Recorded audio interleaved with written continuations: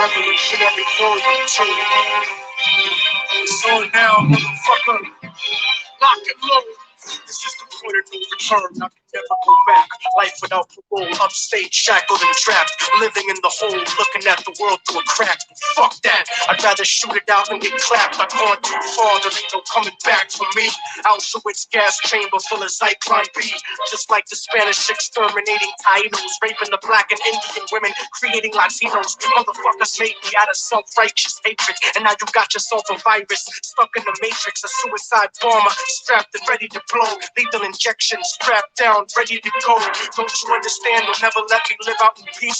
Concrete jungle, guerrilla war out in the streets. Nat Turner with the sickle, pitchfork and machete. The end of the world. Motherfucker, you not ready. This is the point of no return and nobody can stop it. Malcolm Little when he knelt before Elijah Muhammad that commented, killed the dinosaurs, changing the earth. They love to criticize, they always say I changed for the worse. Like prescription pills when you misusing them, nigga. The Templar Knights when they took Jerusalem, nigga, and figured out what was buried under Solomon's temple. Al-Aqsa, the name is not coincidental. I know too much, the government is trying to murder me. No coming back like cutting your wrists open vertically. How could the serpent be purposely put in charge of the country? Genetic engineered sickness. Spread it, monster.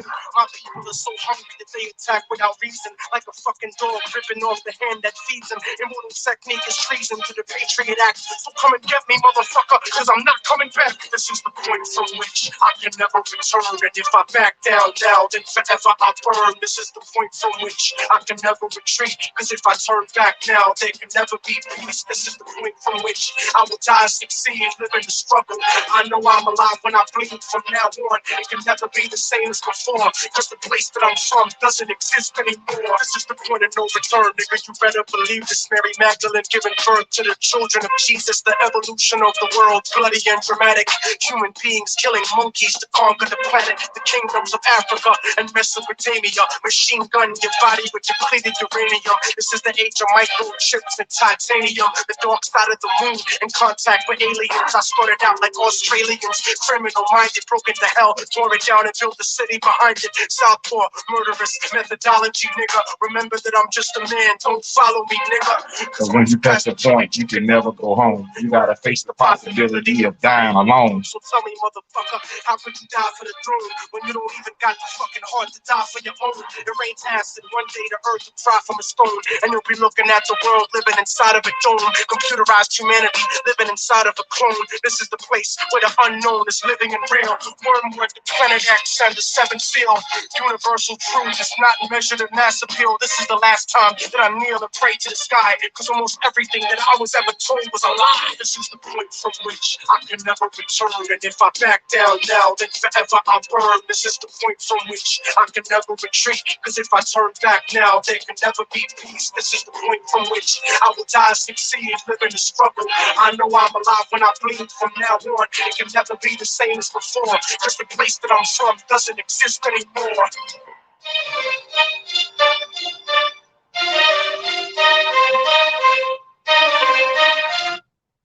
After saving with customized car insurance from Liberty Mutual, I customize everything. Like Marco's backpack. If you're a lawyer, you write briefs. And if you write briefs, you need Case Text. It's a tool that makes all those frustrating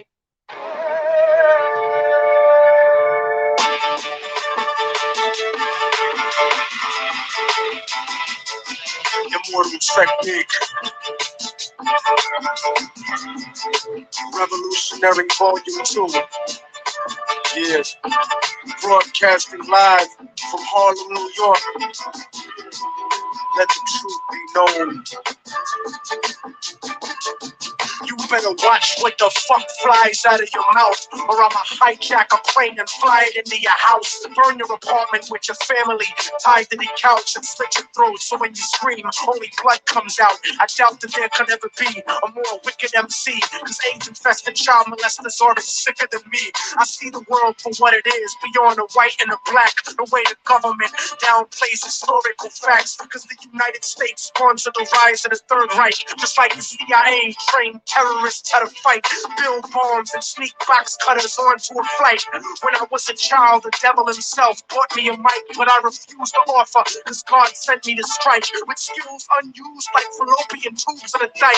My words will expose George Bush and Bin Laden as two separate parts of the same seven-headed dragon. And you can't fathom the truth, so you don't hear me. You think Illuminati's just a fucking conspiracy theory? That's why conservative racists are all running shit, and your phone is tapped by the federal government. So I'm jamming frequencies in your brain when you speak to me. Technique to rip a rapper to pieces indecently, pack weapons illegally, cause I'm never hesitant. Sniper scoping up commission, controlling the president.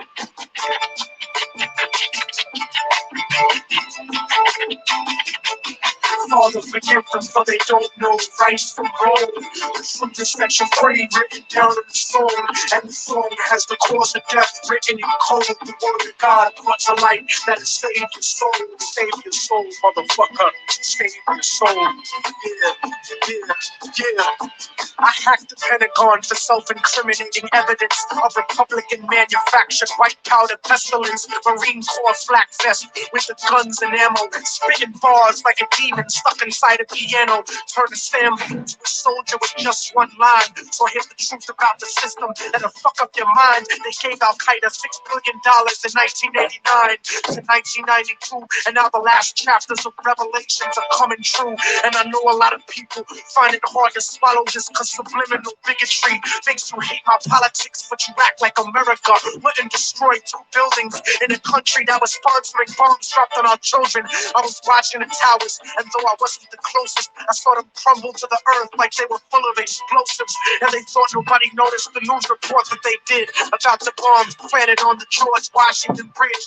4 non-Arabs arrested during the emergency, and then it disappeared from the news permanently. They dubbed the tape of Osama, and they said it was Bruce, jealous of our freedom. I can't believe you bought that excuse. Rocking a motherfucking flag don't make you a hero. Word to ground zero. The devil crept into heaven. God overslept on the 7th. The new world order was born on September 11th.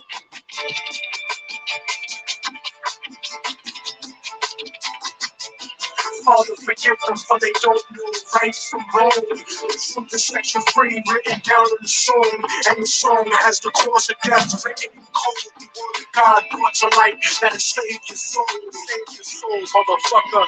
Save your soul.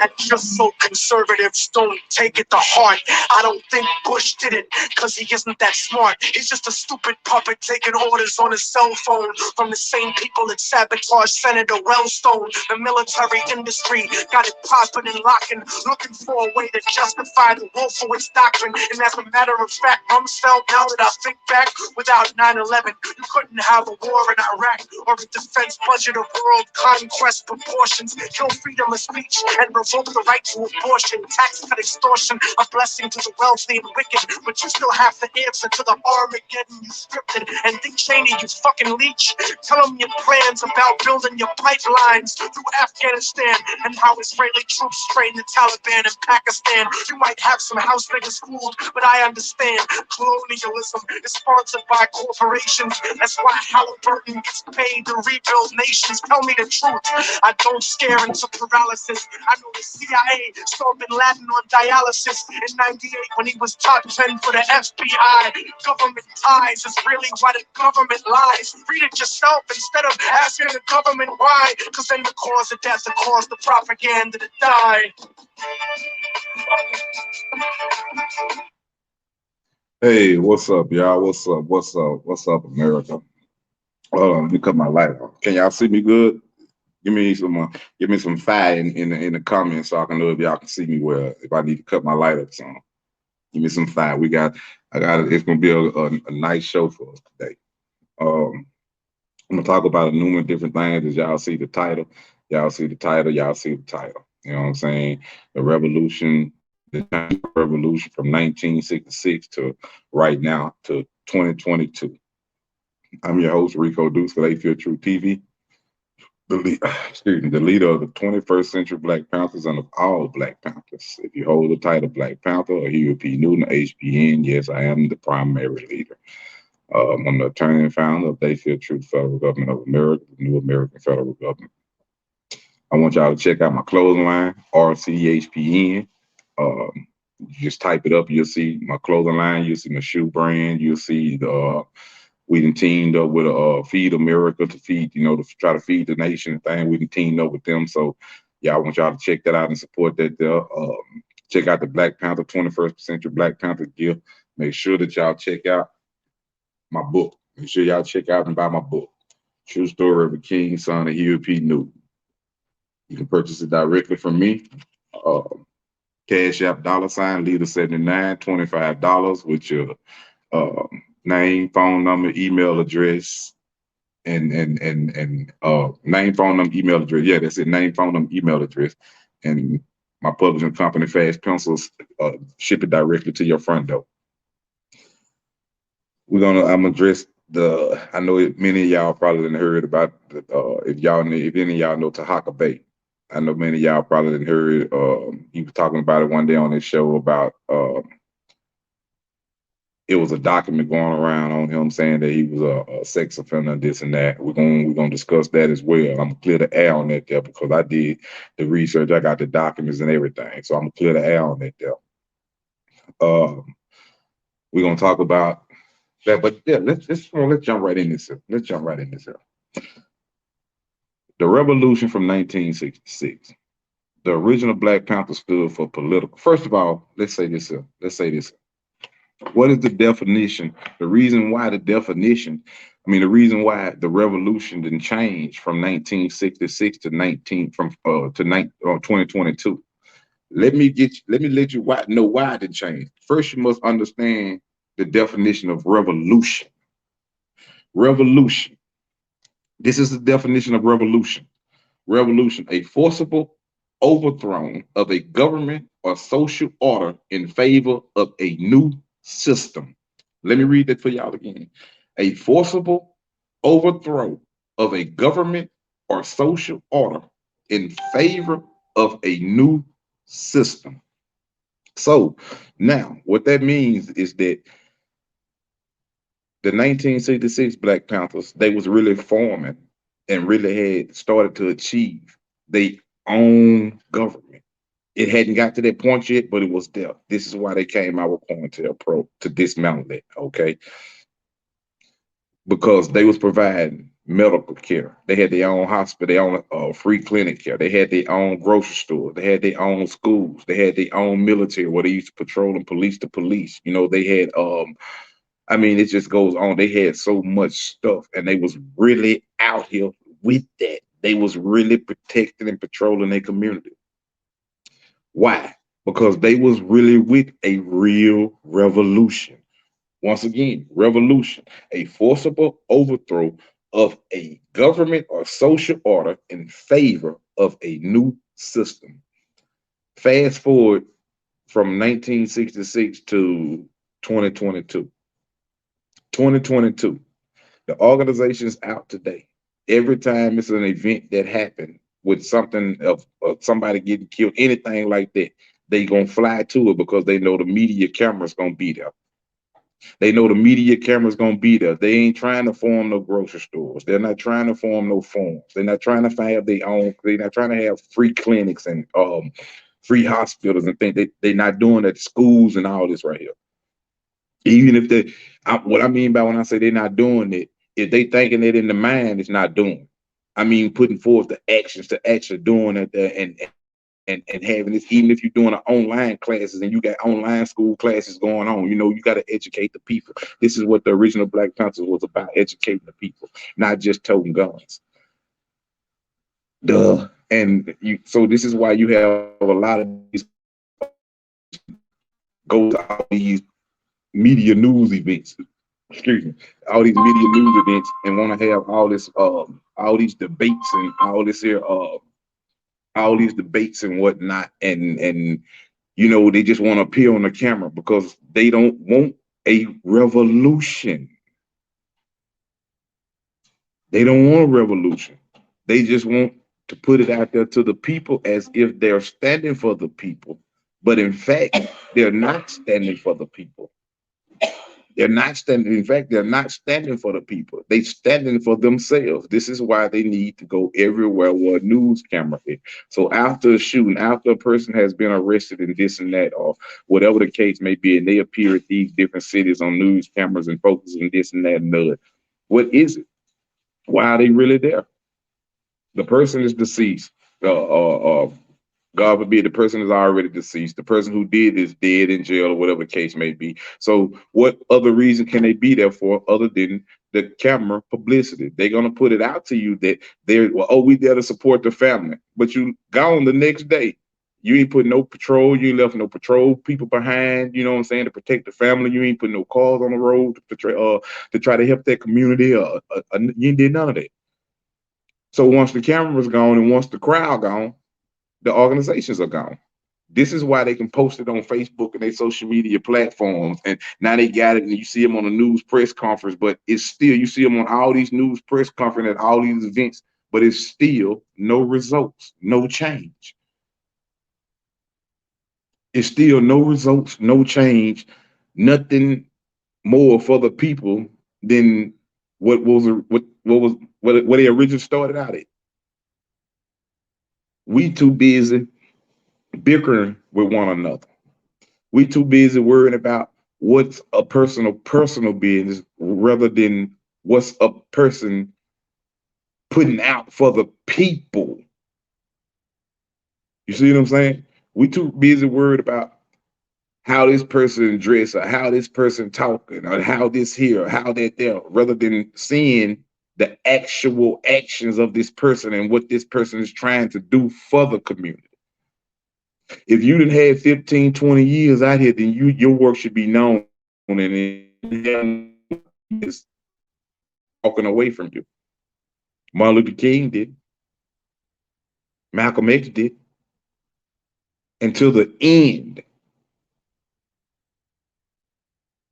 But they provided protection.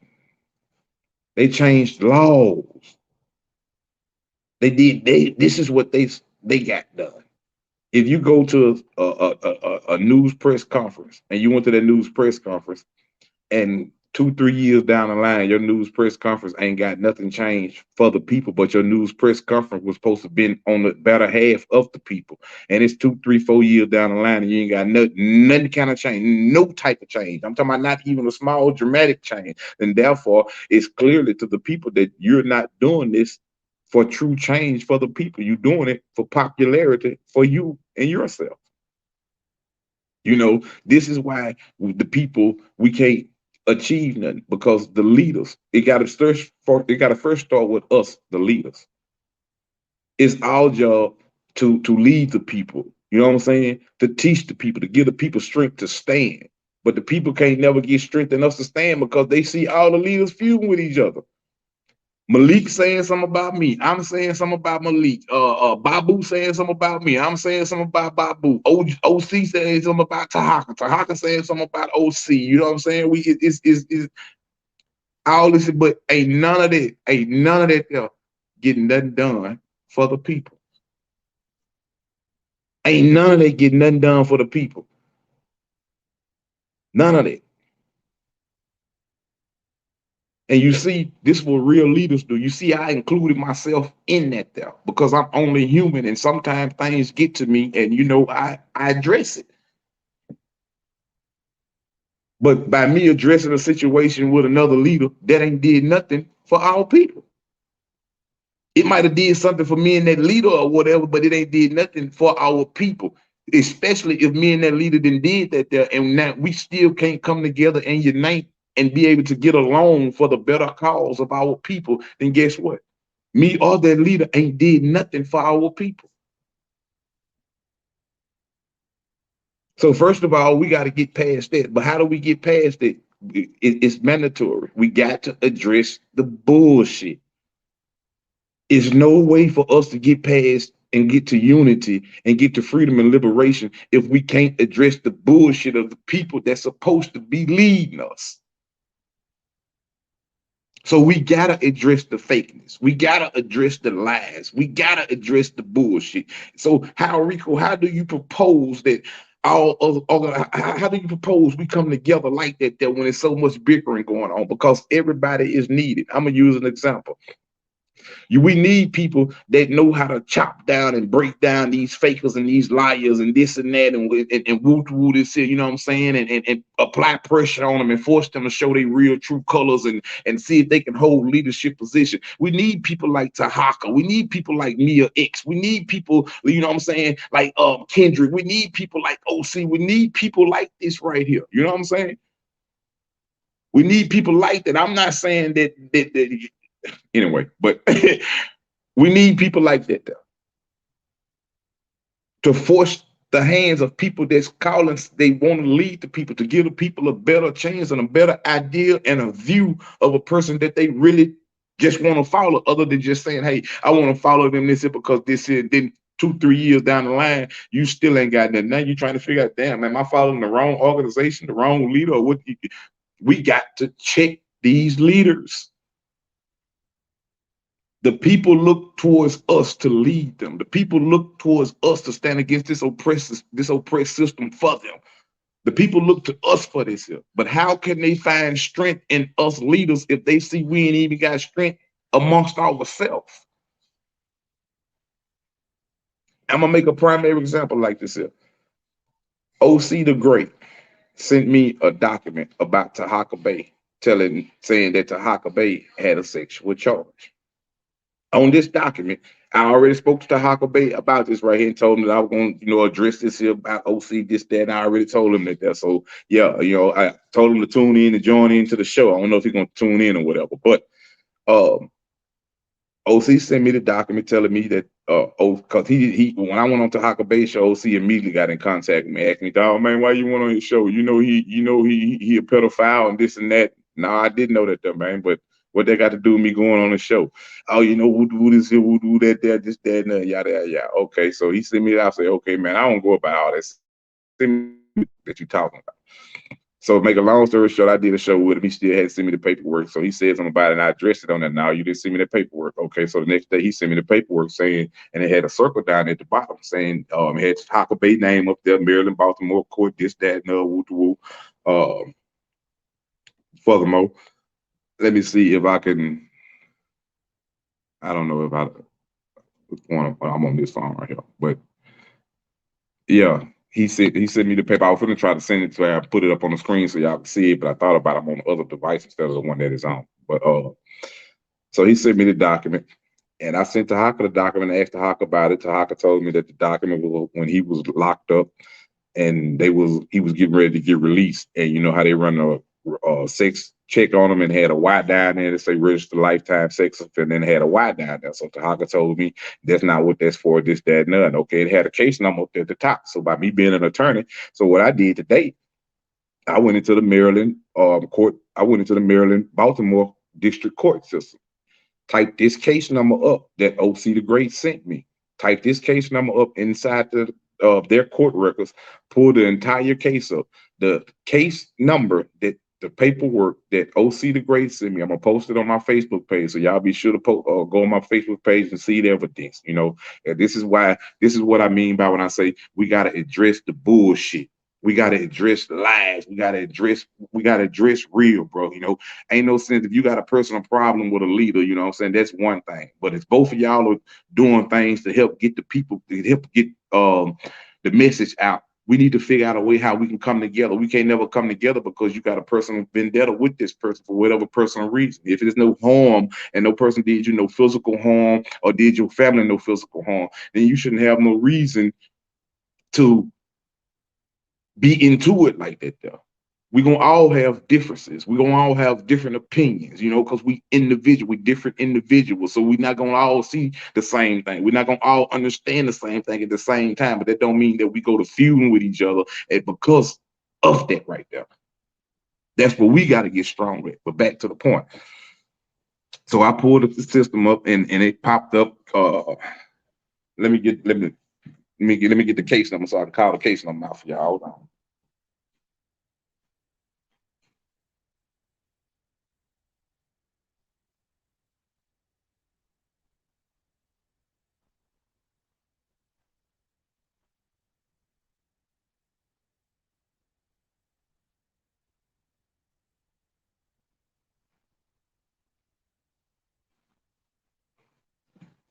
Oh, yeah. Now I'm back. Now, the case number for Antonio Toronto Johnson. I think that's how you pronounce his name. Toronto, yeah. Toronto. Antonio Toronto Johnson.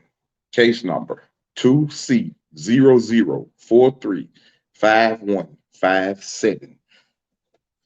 Case number 2C00435157 for Tahaka Bay in Baltimore, California. I mean, Baltimore, Maryland. That case number goes to a misdemeanor second degree assault. Once again, that case number goes to a misdemeanor second degree assault, meaning that in Maryland court, that just basically means that's everywhere. A simple assault is basically you put your hands on somebody without their consent. That's basically what that means. It ain't nothing got nothing to do with no sexual charge, no none of that there, none of so um I got in touch with OC and sent OC all the documents, told him that he owed Tahaka Bay an apology. And he ain't got back in touch with me yet. You know what I'm saying? So this what we gotta do. We gotta stop this here amongst ourselves if we ever want to be able to prosper and be able to have unity with each other. We gotta get past our personal bullshit with each other. That's not benefiting the people. We got to come up with plans on how we can come together and go get 1,000 acres for the people.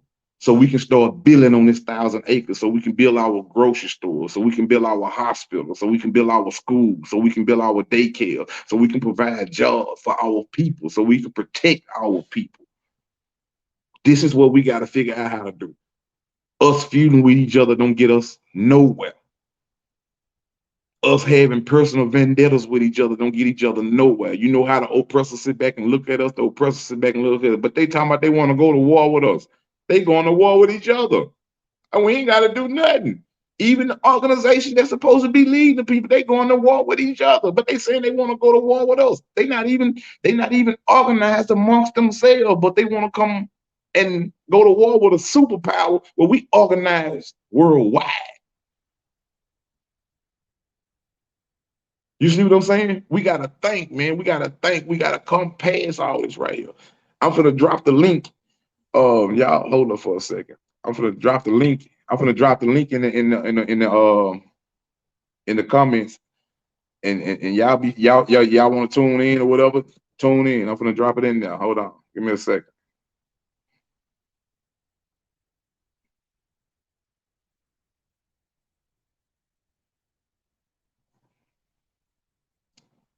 The link in the comments, y'all.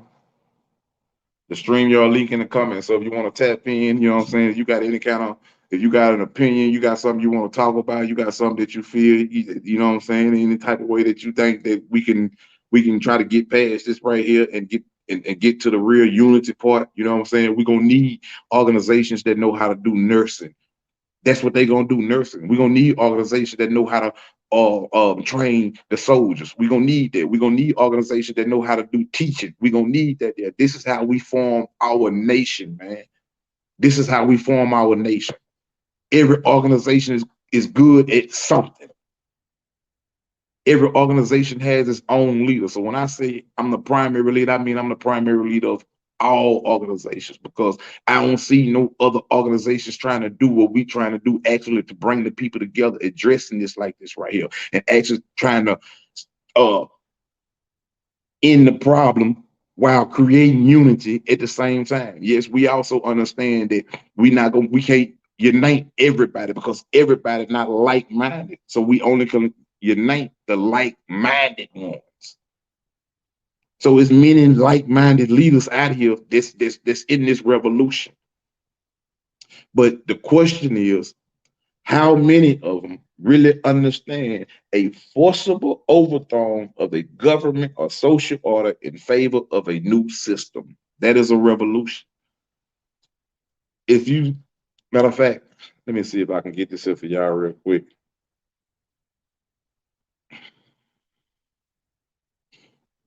Uh, I should have did this on the other phone, but I can't never. I can't on the other device. I can't never hear on that device. But so everything is this one that we on. But yeah, I want to let y'all hear, but y'all can go back on my channel and listen at me and Malik, me and Malik Shabazz 45-minute conversation. And Malik Shabazz asked me, how can the NBP unite with us? And what is the proposal? What do I come to the table with? So I told him the proposal is the same thing as what I came to the table with at first. We came in the door with our own government. We want to legalize these organizations with they feel true federal government badges so we can go and do what we want. So we can go and do what we need to do and stand for the people how we need to stand for the people. Malik Shabazz say, you got a good point there. That sounds good. You talking about something now. This is what I've been talking about the whole time. But we can't get to that point because the personal difference. Malik Shabazz got a piece of a military. Huey P. New Gun Club got a piece of a military. Fred Hampton Gun Club got a piece of a military. We combine all these together with real federal power and federal authority, then guess what? That's not under the U.S. government power. Guess what we're doing? Now our people see us coming together. Now our people gonna start standing with us in ways that they never stood because they see those that are leading the people. We have put our personal difference to the side to achieve the ultimate goal, which is freedom and liberation for the people, to protect the people, to provide for the people. They no longer see us bickering with each other. They see us uniting. They see us coming together to solve the biggest problem that we have is the oppression against the people. This is what we got to figure out. Once again, like I told y'all, the link down at the bottom. I see a lot of people in here, so if you got something to say, click the link. Come on in and click the link. You know, it got to start with us, the leaders. What are we really doing? Are we really in this here for the betterment of our people and actually trying to free our people into our own system? Or are we in this here just for a publicity stunt? To be seen, to be noticed, to try to make dollars off the people while in the long run, not providing the people nothing. We just making the people think this is that what we're really in it for? And when I say we, I include myself because this is a revolution and I'm in it and this is what I'm telling y'all. So I want y'all to judge me off of my actions. Judge me off of what I say. Hold me accountable for what I say. Hold me accountable for my actions. If I tell you that I'm trying to do something for the people in 6 months, 7 months down the line, 8 months, a year down the line, I don't have no progress, check me about that. Tell me this here. Get on me about this here. Leaders supposed to lead the people. The people shouldn't have to check the leader if the leader doing what he's supposed to do. True enough, sometimes things take time to do things, but it's still a progress. It's still supposed to be some form of progress in there. It don't supposed to never be constantly take from the people, but ain't nothing never being give back to the people. It don't never supposed to be that there. So when these organizations charging people for gun trainings and this and that, but they ain't giving the people nothing back, what is that? You, the people, got to question this. So you, the people, got to check that there.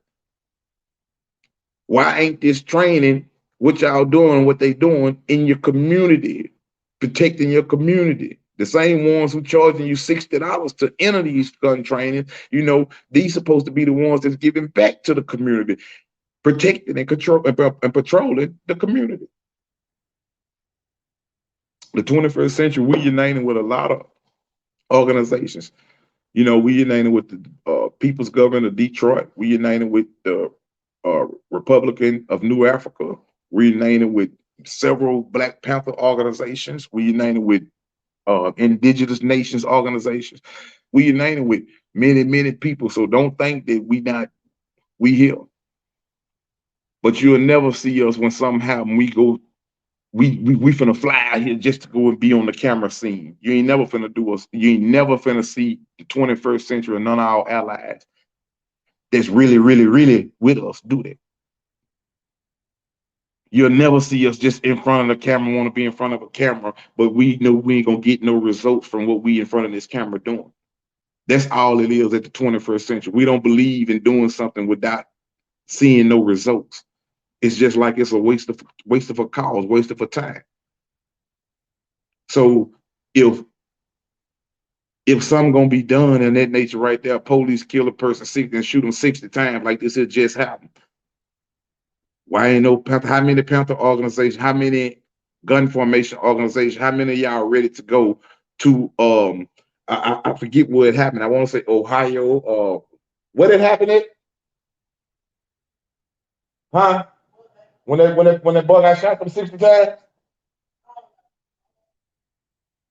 Oh, but yeah, I think it happened in Ohio, if I ain't mistaken. I'm not really sure. You know what I'm saying? Don't quote me on that there, but I forget the state that it happened in. But the boy gets shot 60 times by the police and this, that, and that. How many of these organizations, how many of y'all ready to go and surround this police force and tell them their service is no longer needed in that state, in that county? Because that would not be tolerated amongst our community and our people.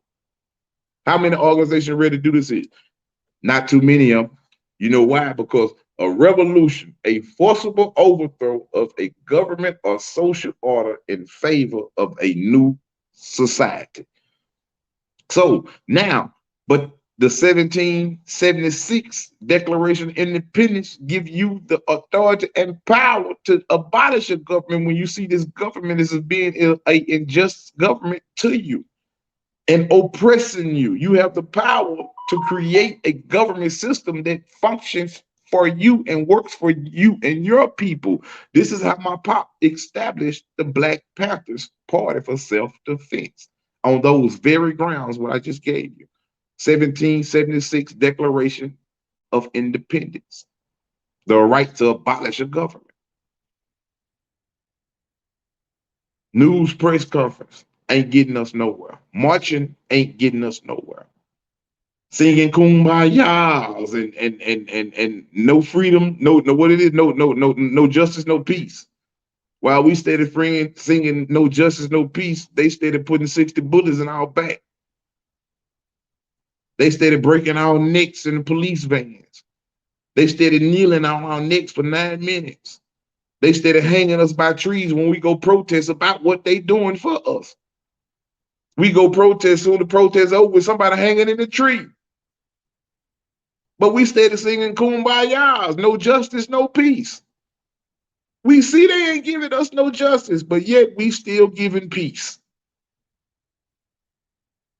Rico, well, how do you propose that we do this? And first we got to unite. We got to come together. We got to put our differences to the side and understand and see that this is way bigger than any of our personal problems and vendetta towards one another. There is no way for us to achieve freedom for the people if we can't even achieve freedom amongst ourselves. There is no way for us to achieve taking care of another country if we can't even take care of the people we see right here with us every day. How can we begin to achieve these things if we can't achieve the beginning of the things? First, we must understand that how do we stop this here? Stop supporting their system. Form our own system, our own government, our own grocery store, our own hospital, our own bank, our own land, our own lake, our own gas source, our own water source, electric source. This is how we do it. But Rico, that's a big task. We start small. How we start small? We start supporting Black-owned businesses. We start supporting oppressed businesses. Man, but I don't want to support no Black man, man. They always do it. Well, you should feel like that about everybody there. Anybody on the store there, you should feel like that. Especially your oppressor. That's what we got to stop doing. We got to stop making excuses, but say we won't change. We got to be willing to lose something in order to gain something. We want all this shit to change, but we don't want to do nothing to get it to change. Soon as a little trial and tribulation come our way for what we trying to change, oh, we scared. Oh, yo, master, I'm gone. Master, I go pick that cotton. So yes, sir, I go pick that cotton, man. Yes, sir, I ain't gonna do it no more, man. I go pick that cotton. I be good boy. I be good girl. I'm sorry, master. That's what we do. But yet you in the cotton field steady talking about, I'm tired of picking this damn cotton. Well, why the fuck you out there picking it for then? When Kanye West said slavery was a choice, I understand fully, 100% what he meant. Slavery was a choice because you have the right and freedom to stand against oppression. You choose not to stand because you are in fear for whatever reason it is you are in fear for. That's your choice. That's why he said slavery was a choice. From when they broke chains on us all the way to where we at right now today, it's a choice. So slavery now today, we choose to stay illiterate because we fear what they might do to us if we start standing for our freedom. Well, let me explain something, get you to understand something. You scary, um, weak-blooded, weak-mindless, and spineless. You know what I'm saying? Let me get you to understand something. I'm talking to those that's afraid like that. Let me get you to understand something. Freedom ain't never been free. Freedom ain't never came without bloodshed. When have they ever let you be free without bloodshed? When have they ever let you be free without sending you through trials and tribulations for trying to be free? So many of us have become content. We have become conditioned with the process and the situation that we in.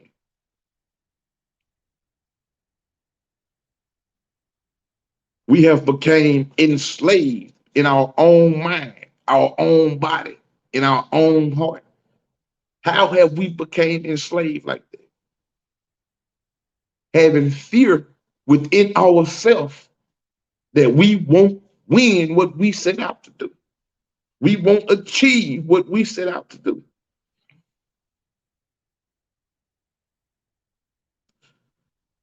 Freedom is everything. Liberation is more.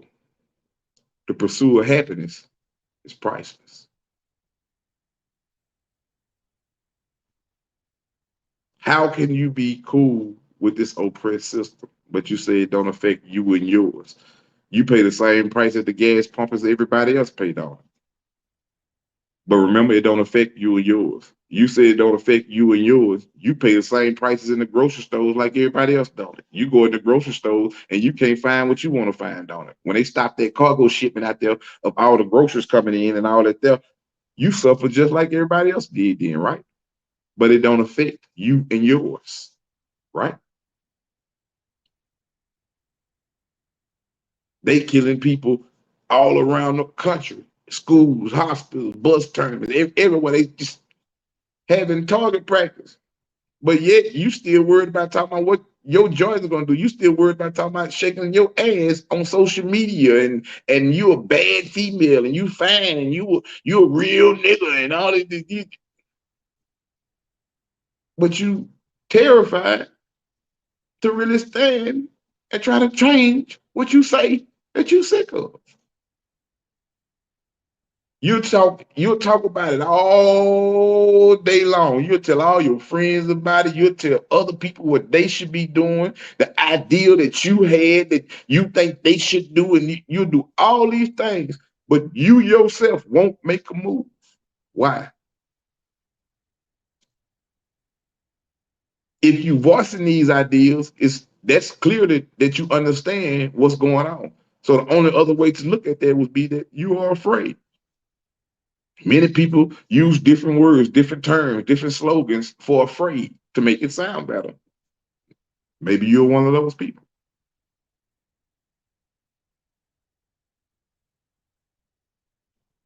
We have to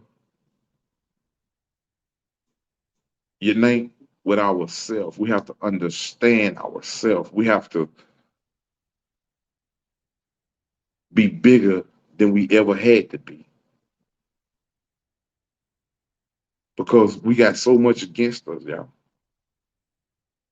If we don't come together, these people gonna wipe us out. If we don't fight, they gonna enslave us. If we don't stand, they gonna walk all over us. How much longer you gonna stay around? Another 100 years so they can bamboozle you some more?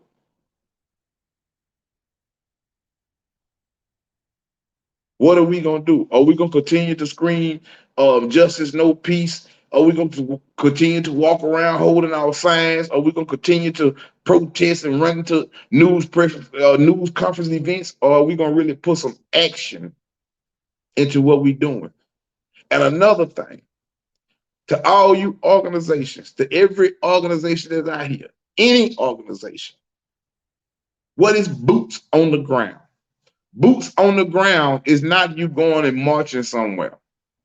Boots on the ground is not you going to go address somebody because somebody called a woman a B or called a black person an N-word.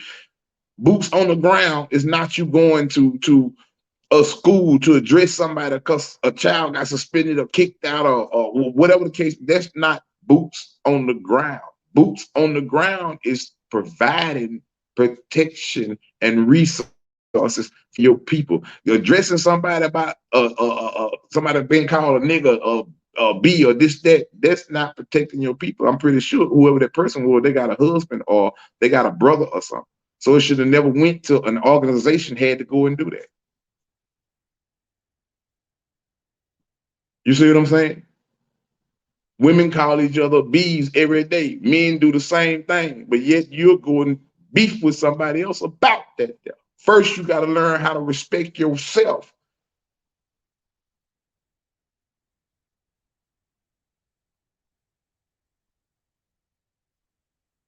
That's what we got to do. So boots on the ground is provide patrolling and policing the police. Having you a grocery store, having you a real estate, or having you some kind of business where you can provide some resources to your people, a job or something to your people. That's boots on the ground.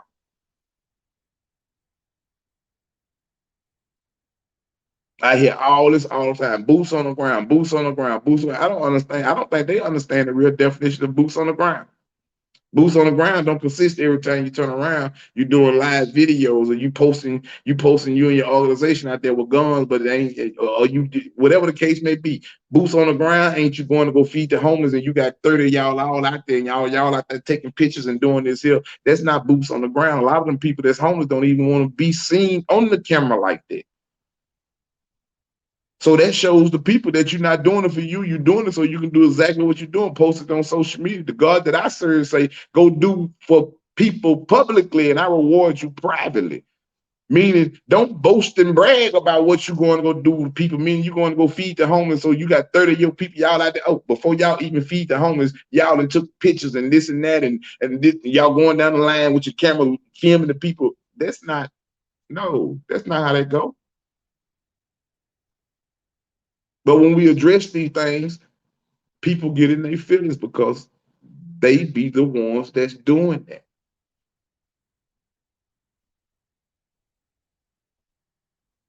You don't have to publicize what you're doing for those people.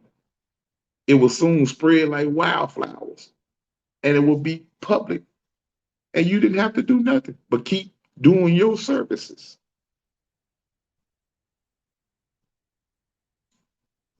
They advertise those type of things and guns and showing up with their guns and taking pictures, but they don't show you the part to where they going to go around a police station, or they got in they patrol cars and they just pulled up behind the police because they doing something wrong to somebody, so they went over there and arrested the police. They don't show you that because they're not doing it, because that consists of a revolution. Which a revolution is any time that you're trying to come out of the system. Anytime that you want a better system for you. So when you pull your money out their system, that's a revolution.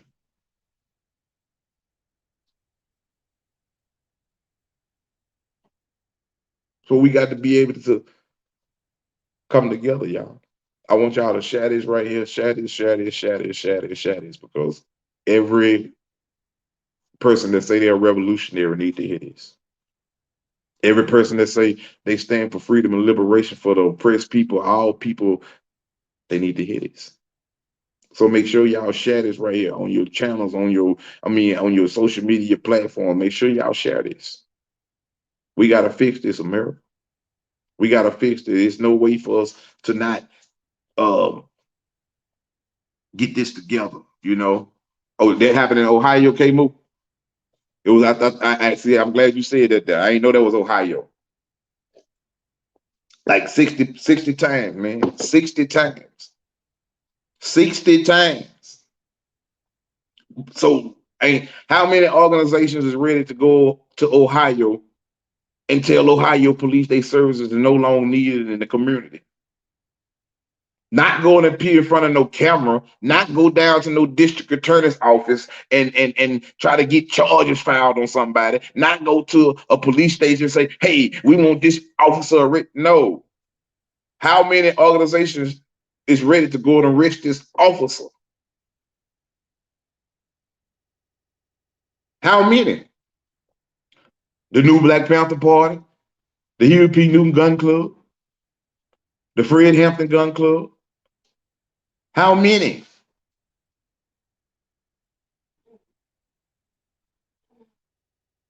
How many of us is really ready to go and do that though?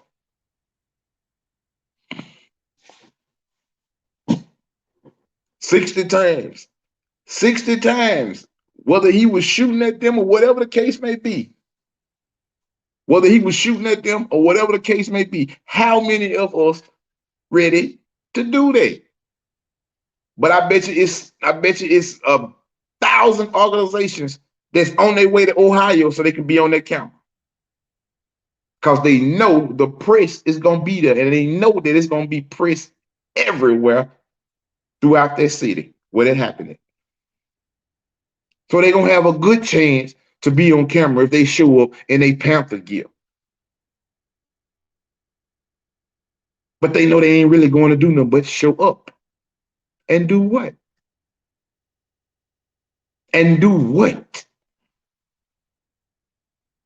I don't want to show up just to be on no camera scene. They got YouTube, Facebook, Instagram, Twitter. They got all that there for that. I don't want to show up to be on no camera scene and we ain't gonna get no result done. The 21st century, we ain't rocking with that. We ain't going. We not going.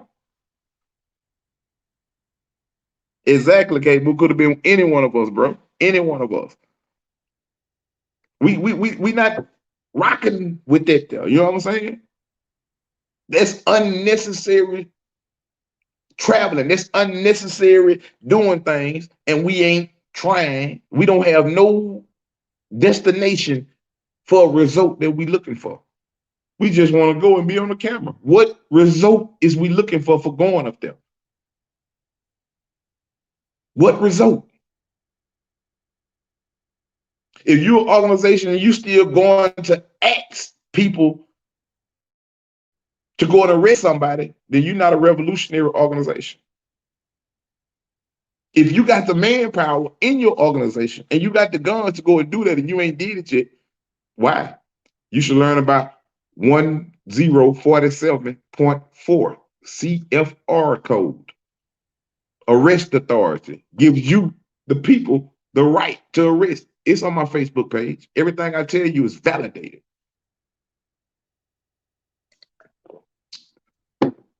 I posted the actual law up there.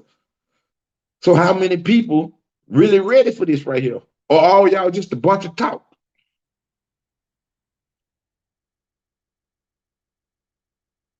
That's what I'm trying to figure out. Ain't no sense of saying you ready to go and take over something and you know your organization ain't got no guns. There's no point. That's faking. There's no point in that. Well, if we're going to do that, we must be prepared and we must understand everything full-fledged. If I got to live on earth and be afraid to stand up for righteous, to be afraid to stand up for justice, for the people that I see suffering from this injustice, why in the hell am I here? I don't want to be nowhere like that. I don't want to be nowhere like that. Well, I got to be afraid to stand up for what's right. I got to be afraid to be able to speak what's right. If I got to live like that, I don't even want to live.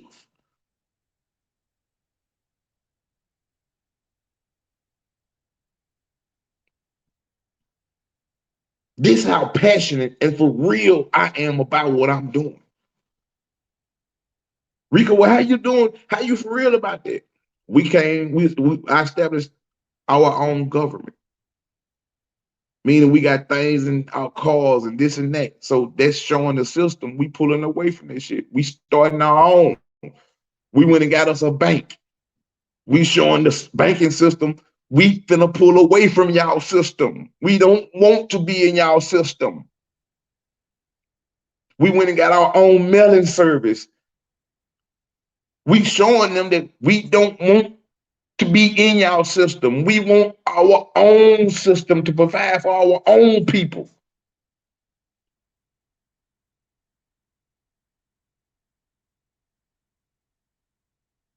We do more than just talk.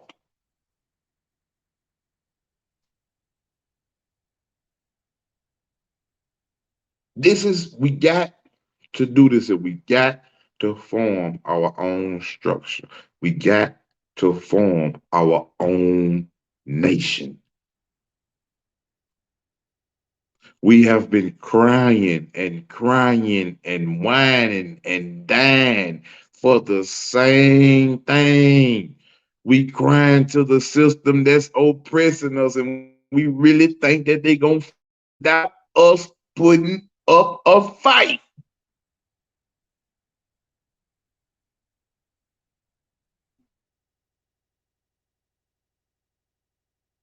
Do you really think that they want to free you?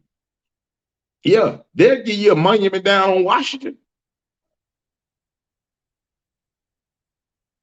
They'll give you a monument on Washington in Washington, D.C. But when you ask them for real reparation to be free, well, they ain't gonna give you that. They ain't gonna give you no land. They ain't gonna give you no water supply. They ain't gonna give you no oil supply. They ain't gonna give you no gas supply. They ain't gonna give you no electricity supply. They ain't gonna give you no farm. They ain't gonna give you no grocery store. They ain't gonna give you no hospital. They ain't gonna give you nothing that it takes for you to be independent upon yourself. They'll give you a street sign.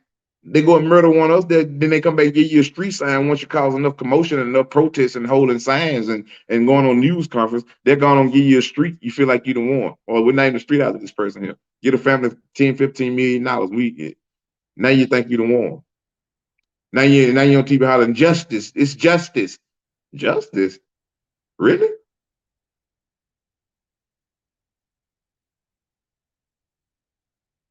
But they ain't giving you no freedom, nor no justice.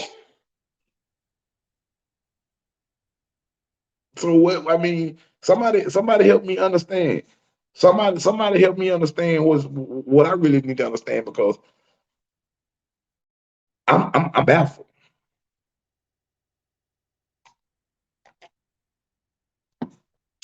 They give you a monument, a bronze statue of a person on Washington, D.C. And y'all cherished it like you'd have made a big point, like you'd have made a Oh, anybody want to join in? The link is in in the comment section. Just click the link and I pop up and see you in there, and I put you in. And King, authenticated. Oh, where you went to? Oh, okay. Come on in, King.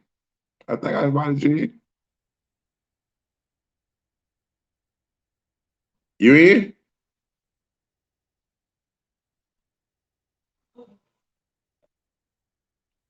Click. Whoever just sit there, click it again. I'm gonna put the description in. I'm gonna put the link in the thing again. Hold up. I'm put the link in the voice call again. Hold up, y'all. There you go. The description in the chat. I mean the link in the chat.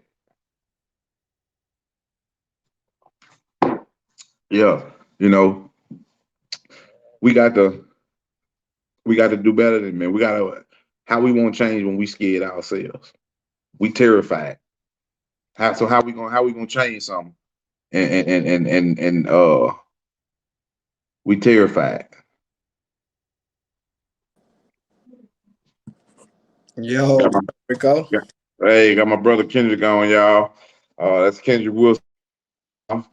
He was the private investigator for the Breonna Taylor case. Kendrick, what you think, man? I know you listening in on everything I was saying, man. Man, let the people hear what you think about this, man. You know what I'm saying? We got to do better than this, man. We feuding and bickering with each other behind personal problems, and ain't none of that doing nothing for our people. We all gonna have some kind of problem or some kind of disagreement with each other, but how can we get past that and focus on the main primary goal, which is the freedom and liberation for our people, man? Well, let me say this, man, because I've been on my Facebook page for the last 3 hours, so I kind of missed the basics of the conversation. I just found out she was on because I was on my Facebook for the last 3 hours talking to the people. I appreciate the introduction. I want to also add to the introduction, man. I'm also a fan and a student of Rico's, man. Rico's a hell of a teacher, man. I done learned a lot of things from Rico. And I'm a fan of what he's standing up for and what he's doing right now. So, yeah, I was a private investigator on the Breonna Taylor case, and I've done a lot of great work with that. And I'm still working my butt off to get her justice. But I think I want to also, announce that I'm a fan of Rico Dukes and everything that he's doing right now as far as standing up and exposing some of the people that need to be exposed. And I'm also a student. I've learned a lot of things from him. So I wanted to add that to the resume. Yeah, America, for y'all that don't know, Kendrick is a big reason to the structure of the 21st century. You see a lot of the people, like my minister of defense, who was Kyle Walker's of 21st century. I was introduced to him by Kendrick. Right. Another member that introduced Gino introduced me and Kendrick together. Right. So I mean, it's like when the energy is there and the energy is meant to be, it's gonna all come together. Right. So, I was watching Kendrick's show with OC the Great yesterday, and I was listening to it's like, first, the people, you got to understand that God put people here for every particular and different reasons. Right. Now, if Kendrick is a private investigator on a case, he's going to have evidence that the people don't see, that the media ain't putting out. Because he's actually tied to that case. If I'm telling you a certain law, I'm telling you this law because I'm in that field. But people will argue and bicker and try to contradict the person that's trying to teach you and show you this here. That's our biggest part. But soon as the European put up on the TV, hey, this here happened, you believe immediately what the news say. Yeah. 100%. And I felt what you were saying last night when you were saying that I mean, it's like it's just so much, bro. It's just so much to where if we can't come together right here in America where we oppressed it, if we can't If I can't sit up and talk to Kendrick and me and Kendrick talk and we have a heated disagreement, and you know what, man? Then 2, 3 days, 4 days down the line, if we can't come back together, be like, you know what, bro? This, that, and the, and figure out a resolution. How can we call ourselves leaders? Right. If me and you ain't did no physical harm to each other, I ain't tried to harm you, I ain't tried to harm your family, you ain't tried to harm me, you ain't tried to harm my family. Why can't we still sit down after we had our big disagreement and figure out, hey, where can we meet it in the middle to where it's safe for you and it's safe for me, and we can still unite and move forward for the people? That's one thing I value, Rico, about me and your relationship. A lot of people will never be able to guess this from seeing us, speak in public and speak online with each other.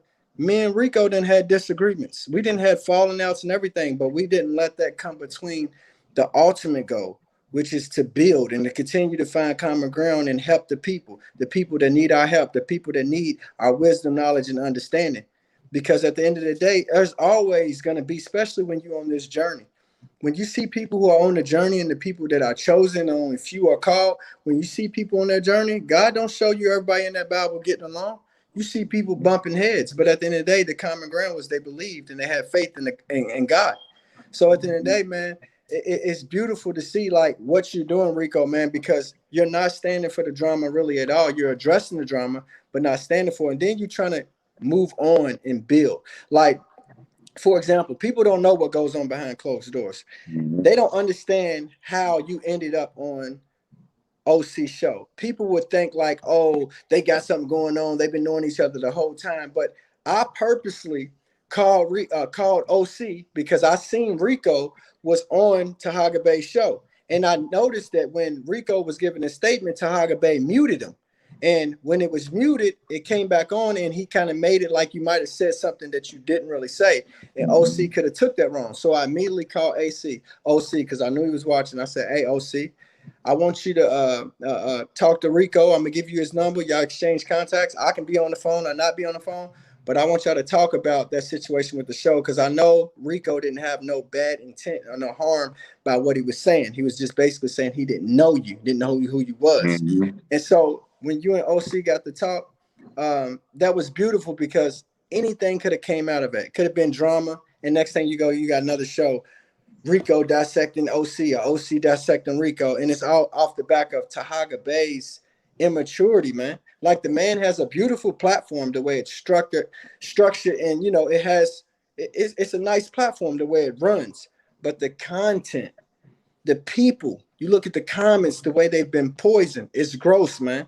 Because that right there is not going to do nothing for us. The platform itself, I give him props, is beautiful. Even though it was a lot of people like myself that helped him build it. A lot of people who came on and participated in giving some good shows or whatever. There's a few decent shows on there, but for the most part, especially the last year and a half, it's garbage, man.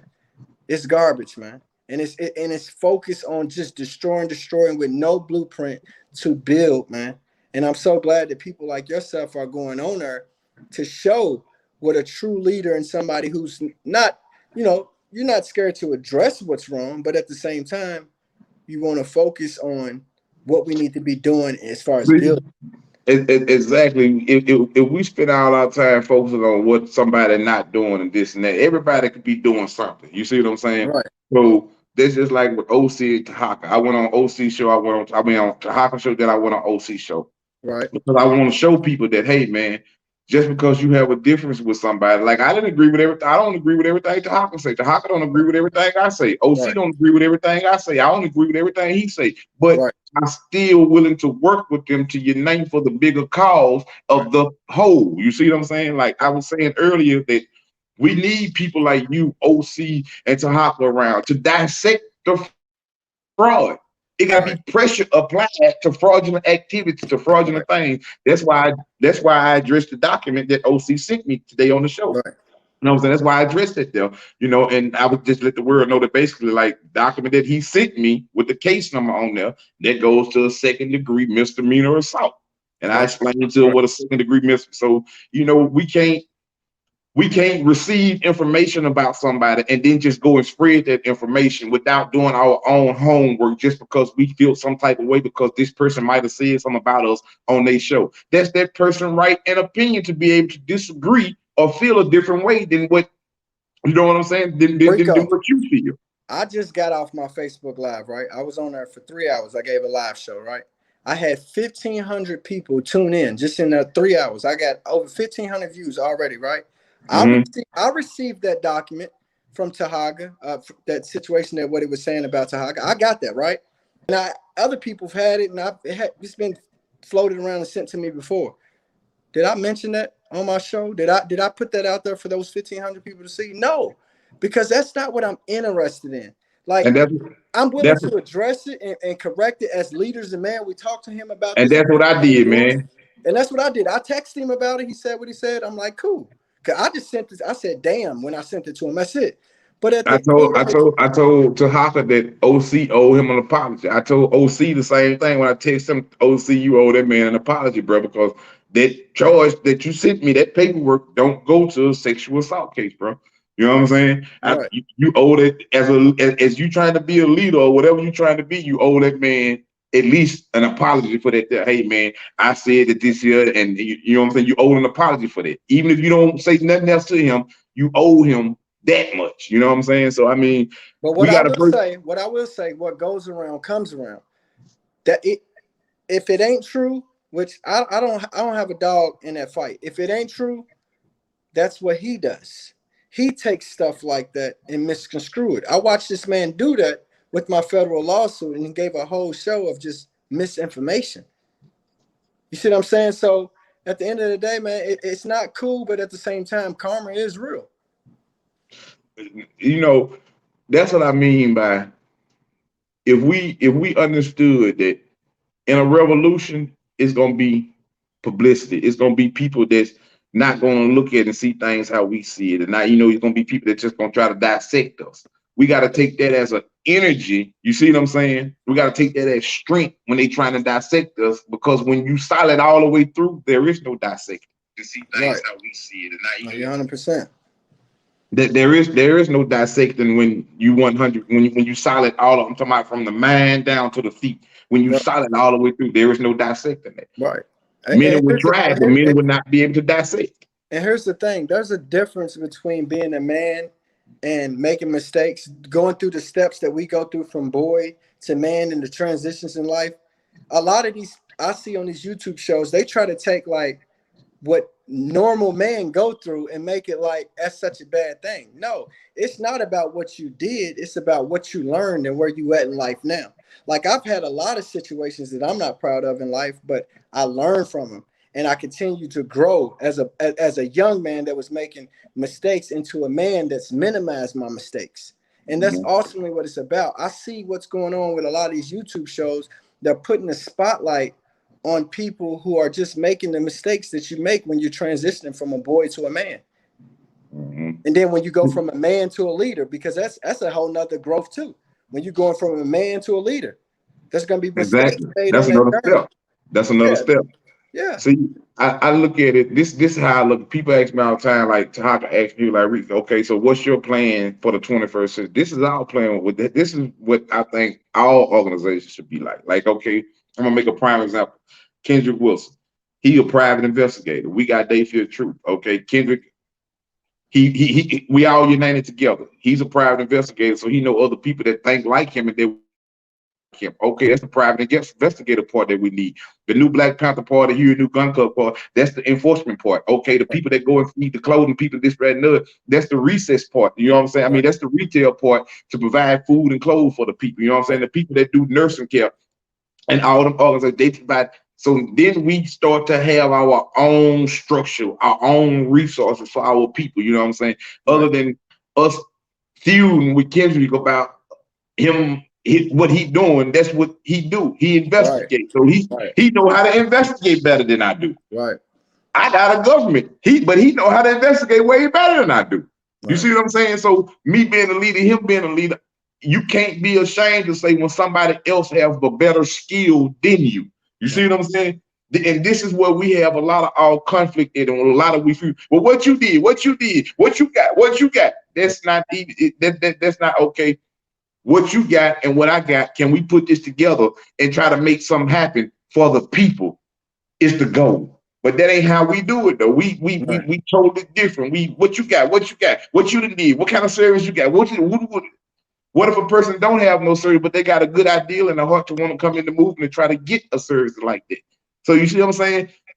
It's gonna take all of us to grow and be mature, right, rather than immature. right. You see what I'm saying? Because it's immature when we constantly feud about each other. And I'm saying something about Malik. Malik saying something about me. Babu saying something about me. I'm saying something about Babu. Taka saying something about OC. OC saying something about Tahaka. It's Kendrick saying something about Tahaka. Tahaka saying something about Kendrick. Ain't none of that did nothing for the people. Right. But my thing is this, man. When you do that, you face each other. I'm not gonna talk about somebody on a platform with audience watching and then be afraid to face them with audience watching. My thing is with all these people, everybody can say what they want to say, but face that person and say it face to face, not scripted. I don't want to talk to you on the phone or whoop about it. Let's do it not scripted. Now, if you don't want to do it in front of people, okay, yeah, we can talk on the phone or whatever. But at the end of the day, I see a lot of people who say a lot of stuff, but then when you see them face that person, when you see somebody face a Rico after they done said what they said about you, you seen what happened with the conversation you had with Malik, right? Same thing with the people who've been hating on me. When you put us face to face, it don't add up. And then you see somebody shining bright like a star, which is people like yourself and myself.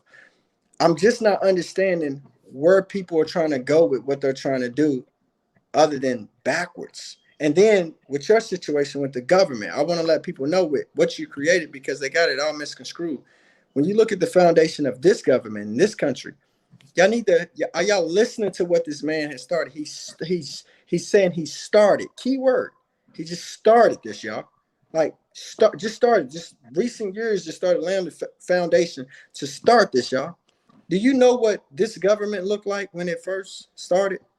There's a bunch of people that didn't know what the hell they was doing, but they went to other countries and pulled talent from this country, talent from that country, talent from this slave or whatever. Just pulled different talents together and really was able to get this piece of land up and running. Don't expect this man and everything to be running smooth and perfect. He's starting. It's not about where you start, it's about where you finish. The question is, are y'all trying to be at the finish, be a part of the finish of what's getting built right now? That's the question, man. Everybody expecting all this stuff to be perfect, expecting my research with Breonna Taylor and everything to be perfect and me not to make mistakes. I just started doing this work.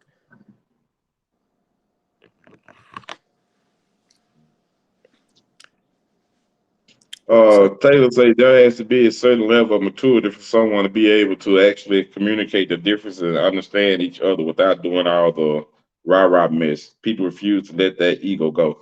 And you're right about that. You're so right about that. You know what I'm saying? And that's what I was just speaking about, that we gotta be able to be more mature, you know what I'm saying? Right.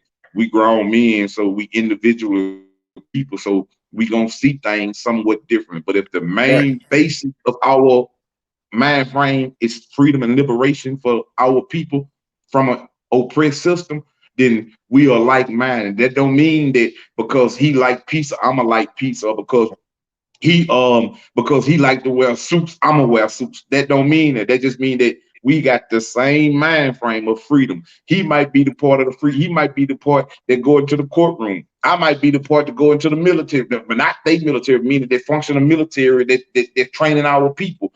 And he might be the part that's going into the courtroom that's fighting the people. You see what I'm saying? Or it might be vice versa. But we got to be able to get past that right there in order to be able to have real strong unity for our people, man, and be able to have. And people gotta also understand this. And you see the gap. There's a gap like between me, you, and Chief Eagle Eye. There's a gap, right? People got to understand it, especially when it comes to people like me. I'm like one of the youngest on the totem pole when it comes to this leadership thing.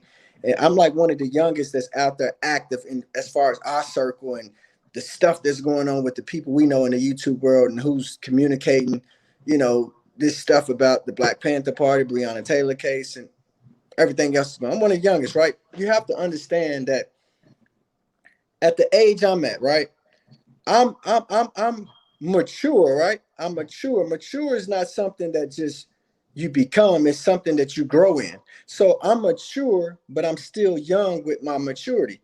So meaning that I'm still attracted to immaturity because that's what I was involved in.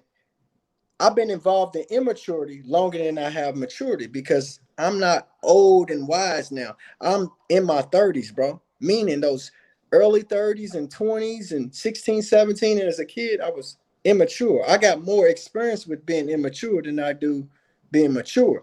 So I'm just now tapping in with this being mature thing and realizing what it's all about. And it's about growing and minimizing what minimizing like how much time you give immature situations, but it's gonna happen. Even as grown men, y'all sometimes backpedal and get involved in immature situations. But what makes you grown is you're not doing that all day, every day. You're gonna stay Positive, focused on being mature more. positive. Say Kendrick's style is genuine. Much respect to both kings speaking. I Appreciate that. Positive. appreciate that. But yeah, and that's why I love you know, talking to you. People don't realize how much me and you talk. I love talking to Chief because at the end of the day, y'all are two very mature grown men that I see are not just mature, but y'all seasoned with y'all maturity. Y'all not perfect. Y'all might have y'all immature moments, but for the most part, I see what I need to be. Like I have two people in front of me, and you and Chief Eagle Eye, and then I have a Tahaga Bay that's right there in the age group, right? And I see what the difference. What I could easily be a Tahaga. I think I've showcased that you know I can stir up some drama, I can joke on some people, I can do some research, and I can easily do that. But at the end of the day, I want to be more of what you and Chief are, and then add what I can add to that. I want to have that image, and I think that's ultimately the beautiful image that needs to be advertised to our Black community. Indeed, indeed, and that's the only way that we like I was telling people, man, if I told you that I didn't get upset about some things, a lot of things, I do. I'm human, so some Right, things bother me, some things don't, you know. But when it's too much, when it's if it's something dealing with me personally, I don't even really care. But if right, it's something that's dealing with the people that a leader is misleading the people, or not teaching the people what they know they should be teaching the people, I'm address that. And sometimes that make people feel different at me, like they feel like that I'm like they ask me, Rico, are you here? You trying to divide? You trying to? Yes, I'm trying to divide. I'm trying to separate the real from the fake because I understand that what's finna happen and what we trying to do, the fake not gonna be with this. Only the real gonna be with this. And like I was explaining to people earlier today, I said, revolution. This is why a lot of organizations scared and they act like they about revolution but they not. This is the definition of revolution: a forcible overthrow of a government or social order in favor of a new system. If right. we constantly crying about this system, and we've been crying about this system for 400-500 years, saying that this system ain't no good, we steady see what they doing to us. It's proven that they against us. Mm-hmm. Build our own system, but we too afraid to build our own system because we have seen when we tried to pull out of their system, they start murdering us, they start harming us. So that makes us afraid and submitted to their system. So I was telling the Right. people, like, if I gotta be afraid to not speak, and if I gotta be afraid to speak right and to speak righteous and stand for right and to stand for righteous, if I gotta be afraid of that, then I don't want to be here, bro. If I gotta be, if I can't say what I want to say because I'm afraid, I don't Right. need to be here, man. You And know what that's, I'm hey saying? Rico, that's I exactly don't my need to be here. bro. I rather like I tell people, man, like I'm not some person that just want to die. I'm not about to go out and commit no suicide or nothing like that. But I'm willing to die for my equality and my freedom. I don't want to live in a world knowing that I'm. Keep talking. Keep talking. I'm just gonna give me some water. Keep talking. How can you just be submissive to this world that they got us living in, this unjust world, y'all? How can you really claim to be a man and not have no fight towards what you clearly see is wrong, unfair, unjust, no form of equality. It ain't even close. Like there's a huge gap in the way they treat us and the way they treat, people got the same color skin as them. And as a man, you gonna sit back and not fight and not stand up? I could never do that, y'all. I could never do that. I'm gonna fight for mine, y'all. And I'm gonna fight for others who are afraid to fight for themselves. But ultimately, people got to start standing up and fighting along with me, y'all, because this is just, it's not right, y'all. It's not right, and I'm not cut from a cloth where I'm gonna sit back and just take a knee to white supremacy or black ignorance, because there's a lot of black ignorance that participates in this world of white supremacy that's also just as deadly as white supremacy. You got a lot of black ignorance, a lot of black greed that's going on that's more deadly than this thing that we call white supremacy. And I'm not gonna sit back and keep taking the knee to none of this, y'all. Not me. I really ain't. I just refuse. Like I said, many are called, but few are chosen. I know for a fact I'm chosen. I know it's just my calling. And I know that my whole life I've been groomed to be fearless and to stand up to what we call the oppressors, what we call the people that have infiltrated us, the people who got the same color skin as us, the people who sound like us, talk like us, who play the sports that we like, or the people who, spill out the rap lyrics that we love. These people are not out for our best interest, and it's going to take someone like myself, the Ricos, and the Chief Eagle Eyes, who's been trying to do this work, but they gonna have to have new people who got the energy and the backbone to really fight this fight, y'all. And it's people like me that's emerging. I hope I continue to inspire people, the youth, and we see new leaders rise up, and we see new people who got this fearless tone in their voice, and who's willing to do research and put in the work that it's going to take to really change the mindset of the people and ultimately get to the finish line of equality and bust the pipes of corruption. Like I was saying about, I was telling them earlier that in Ohio, where the dude got shot 60 times. I was saying, how many of these organizations out here that say they revolutionary and they're about revolution, how many of them ready to go to Ohio and go surround this police department and tell them their service is no longer needed in their community? None. How many of them really ready to do that there? But all of them ready to go up to Ohio where the camera's gonna be at, because they know there's gonna be a lot of cameras out there all around that city. You know what I'm saying? So I was asking, I wonder how many organizations ready to do that. None. And I was saying, like, what are we really, what, and I included my organization, what are we here for? What are we here for if this ain't the result what we trying to go and get? If we see these people murdering us and they supposed to be protecting our people in our community and they ain't doing it, what do we need them for? Exactly. So why won't we just go and tell them your services ain't no longer needed and you will not patrol this community, because we will patrol this community to protect our own community? Right. Ain't no organization ready to do that. But as soon as that news camera flick, they're gonna be right up there. Oh yes, Malik Shabazz gonna be one of them. He had already made a post. Oh, we sending people to Ohio to do what? Right. What is the result that you what is the result that you looking to get from doing that? But then you got leaders, real leaders, who's in the struggle and who's really standing up, right, and making noise, like myself in Kentucky, fighting white supremacy, what feels like by myself. You know what I mean? Like they ain't sending nobody this away, right? You know why? Because the cameras ain't paying attention to me and my battle that I got going on. But if cameras was all around this case, right, and my case was been they'll all be coming. They'll all be coming. It's sick, man. But you got to understand, see, people look at this movement, this revolution is spiritual, but it moves through physical bodies. Mm-hmm. So they looking at the physical body of going to war with this person. You going to war with the spirit that pushes that person, whether it's the good spirit or whether it's the bad spirit. It's a spirit that pushed every physical body. Mm-hmm. Regardless of what you believe, it's a spirit that pushed it. So when you go and do good for somebody, it's a spirit that pushing you to go and do good. When you go and do wrong to a person, it's a spirit that's pushing you to do wrong. See, we looking at the physical aspect of the war. This is why we can't never grab completely hold of the war and control the war, because we trying to fight it with physical rather Right. than spiritually. You see what I'm saying? Right. And I ain't speaking when I say religion, I say spiritually. No, Because that's religion don't beautiful. exist. Religion don't exist.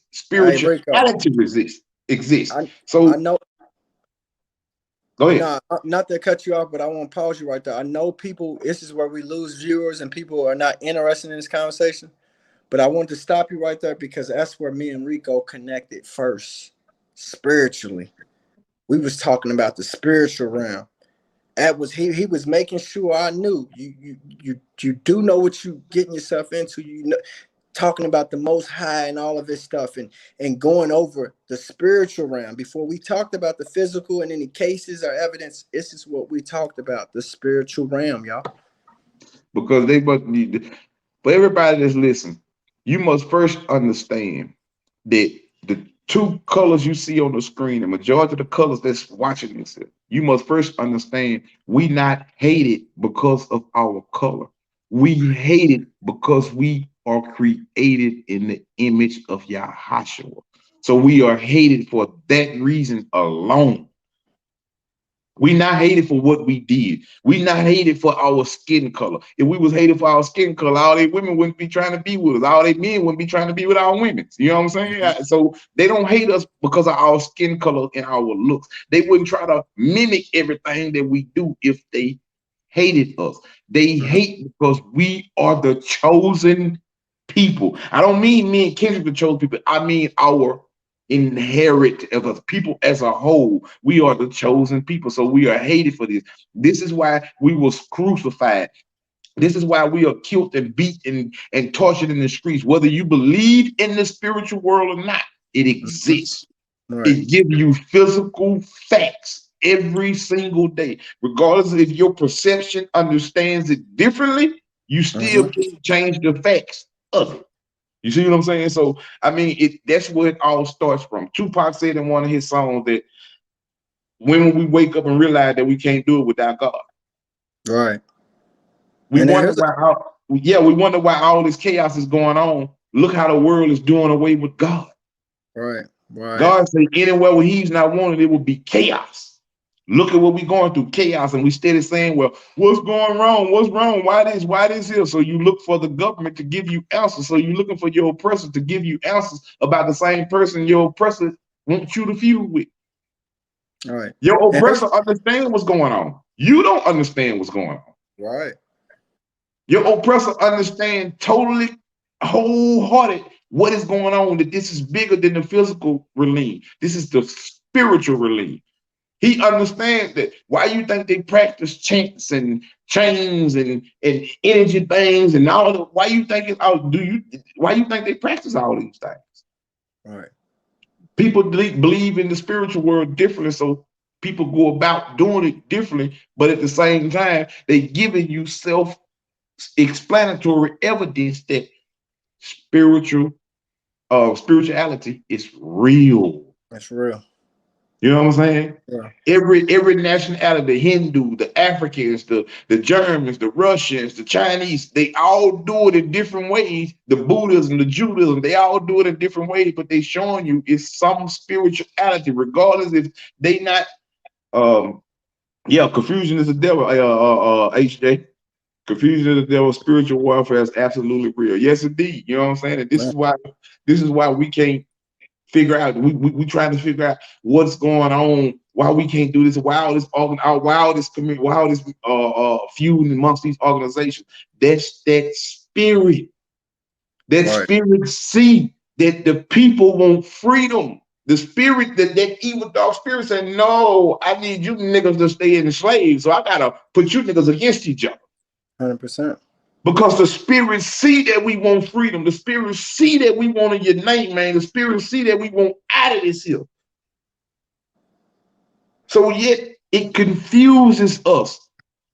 Hey, what you think it ain't spiritual, it's physical. Go against the physical war. Then you start getting off track. This is when you start feuding with this person and that person and this organization and that organization because now you off a track of what's really going on. All right. You ever notice when a country invades another country? What do? When they take over another country, the first thing they do is they start restructuring the mindset of the people.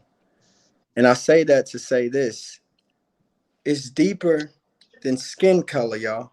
It goes back to imposing your will when it comes to mindset on people and influencing people to have the same mindset as you. If you pay attention to what's going on in this world, it's all people imposing their will and their mindset. That's why it's important for the people who are in tune with God and who got that mindset of God and who walk by faith and not by sight to continue to impose our will, because that's what you see the devil and his students doing. That's what you see these people doing all throughout the world. There's different kind of, wills that they're imposing and different distractions, but that's why people are not gravitating towards God, because there's not enough people who have that, that mindset of God and is imposing it on others. And that's ultimately where I'm trying to get to, is just to impose the will of God on people and show them that it's not being holier than thou. It's not being all in the church doing this and that. Like, you can just be real individuals like me and Rico, real raw people who got it out the mud and still have the mindset and have, the know-how to want to do the will of God. Exactly. You have to be able to, you know what I'm saying? Like you said, when we first started touching up on this topic, it lose a lot of people because you have a lot of people that they look to man. Don't look to me for all the answers. Don't look to Kendrick for all the answers. Don't look to Tahaka for all the answers. Don't look to Malik Shabazz for all the answers. Don't look to Babu for all the answers. Don't look to the U.S. government for all the answers. We don't have them. Right. We don't have them. Right. We got the ultimate answer, which is God. Trusting the faith in Exactly. God. You have to That's it. search the same. You have to search the same resource pot that we had to search. Exactly. Regardless of what your perception come out to be of that research pot, you got to go in that pot yourself. Exactly. So is if we don't have no faith, how can we have a fight? Exactly. Like people say, how you achieve this government? I ain't think that could be achieved. You didn't believe. All right. Even with the written structures that was written from you to the people that you believe in, which is the U.S. government, you still didn't believe that you could achieve that. That's one thing about hate, Rico, that's beautiful, right? When people hate on you. Because you know what they're actually hating on? They're hating on your faith. Like with what I'm trying to do with the Breonna Taylor situation, right? They're like, why is he still doing this? And people hating, right? Because, the case is over. But they fail to realize is you're hating and you're actually complimenting my faith, because I still got faith. That's why I'm doing it. When the world says it can't be done, when the FBI or whoever is failing to do their job, and the news that made an announcement that it's over and we can't get justice, I still got faith. You know what I think it is though, kid, for like on that part right there. I think it's just that not that they saying stop fighting and don't fight for it no more. I think they just basically saying don't just focus all your energy and time on it. Like they basically saying like it's a lot of other things going on. You got to mix it up. You see what I'm saying? And the way I've been structured and the way things have been laid out on me and how you get the victory, I have to focus on this. I have to, because I didn't read in the book when God was creating the heavens and the earth. I didn't hear him talking about let there be light on Venus, let there be light on Mars. I seen him focus on what we call the earth. It showed him creating the earth. It showed him giving all his time and energy to the earth. It showed him giving his time and energy to men and women initially when he was creating. So for me to get what I'm trying to do, I'm going off the blueprint that's been put before me, what I've read. I have to focus on this. I have to focus on this. I realize the United States military is one of what they say the best militaries in the world, right? But if you study history, when they've lost some of their biggest battles, it's because they was fighting on two fronts. I'm not about to be fighting on all these fronts when I'm just one person. On top of that, you're spreading me thin. Even if I win, I'm being spread thin on fighting on all these fronts. I'm going to focus on one thing. And just so happened, the one thing I'm focused on was the world's biggest case. Once I get what I'm going to get out of this as far as the victory and being a part of getting Breonna Taylor justice, that is a hell of a thing to have on my resume. Whose resume is going to stack up with that as far as trying to reel people in and build? I can say, hey, look what I done. And I can tell you how I done it. I give all credit to God, Most High, the faith. I can talk about, the nights and stuff that most men would not overcome, the things I endured and most people wouldn't overcome. And I give my praise and my glory to God and overcoming it and let people know the reward that comes with being obedient. Because ultimately, yes, money, movie, books, and all that stuff's going to come in. But that's not what it's about. That's the reward for being obedient. So I'm just trying to stay focused and be obedient. Therefore, I can inspire others. Like, people want to be rappers and ball players because they see the reward, the money, the cars, the clothes. Wait until you see the money, the cars, the clothes off the back of being obedient, because all that comes with being obedient also. And peace of mind comes with being obedient. Peace of mind. A lot of these people in the world that are rich and all over TV, they don't have peace of mind. That's why they're doing drugs behind closed doors. That's why they constantly keep all these girls around them to occupy their mind, because they can't sit in their house like I can all day, every day. I have no TVs, no radios on. This is all day, every day. I sit in silence. I study. I don't need no distractions because I got peace of mind. Indeed. See, they don't understand that when you lead, 90% of your time will be spending reading and researching. And your personal time go away to 10%. Mm-hmm. Because when God really, if God called you to lead and you accept it, then you are a chosen one. Many are called, but only few are chosen. Remember what I just said, y'all. Many are called, but few are chosen. Right. Meaning that many people is called, but only few accept that calling because of what that calling takes you through, what it takes you away from. You know what I'm saying? It takes you away from being self-centered. It takes you away from being all about yourself. It takes you away from not having care for other people. You put your loved ones behind for the better part of all the million loved ones, all the 10 million loved ones. You see what I'm saying? And majority of the world can't do that. So we spend a lot of our time reading and researching in order to be able to put this information and knowledge out. Y'all don't think that us as leaders you see on the phone, everybody else, us leaders that you see out here that's doing anything, you don't think that people could be doing better things with their time other than researching something that we know that 90% of the people don't even care about? Yeah. But we got to do it because it's a calling that we accepted. And the thing about this, Rico, that they really don't appreciate, 99% of the stuff that we're researching, we don't even get to expose to y'all because y'all can't even handle the 1%, which is the start. You have to be able to understand the start to understand the other 99% of what's going on. We are so stuck at trying to get y'all out the training blocks. We stuck. And it sucks, but at the end of the day, we continue to put in the work, even though the results are not what they should be. The people of God and the leaders of God should not be in last place. But in this world, this spiritual realm that we call the earth, this physical realm that we call the earth, you see the devil's people up here and then God's people down here. That's what the results look like when you're looking at it with the physical. But see, we got this faith and we realize what's really going on. We realize we are above these people. The people got the cars, the clothes, all the women. We realize we're actually in first place. See, when you're close to God and when you're really doing God's work, you're going to go through the most in this physical thing that we call the earth. And it's going to look like your opponents are winning. We winning though, y'all. We winning. Exactly. You know what I'm saying? I mean, man, I kind of just want to touch up a little bit. Yeah, I was I want to ask you something. Because I was watching the show yesterday. How did you feel about when like a lot of the comments and old boy, what his name was, Boss Talk Radio, when he said that you was riding, the one that I think he was what he Yeah, was, white boy little mixed Darren, dude.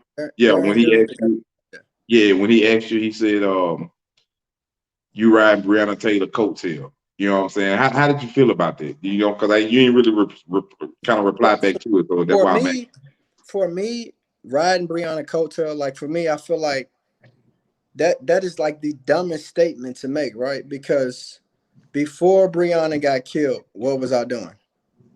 Fighting against those exact same cops, Brett Hankison. I was fighting. I had a federal lawsuit. I had 3 prior cases that I had been going on with him. I had been trying to warn whistleblowers. So that's just dumb.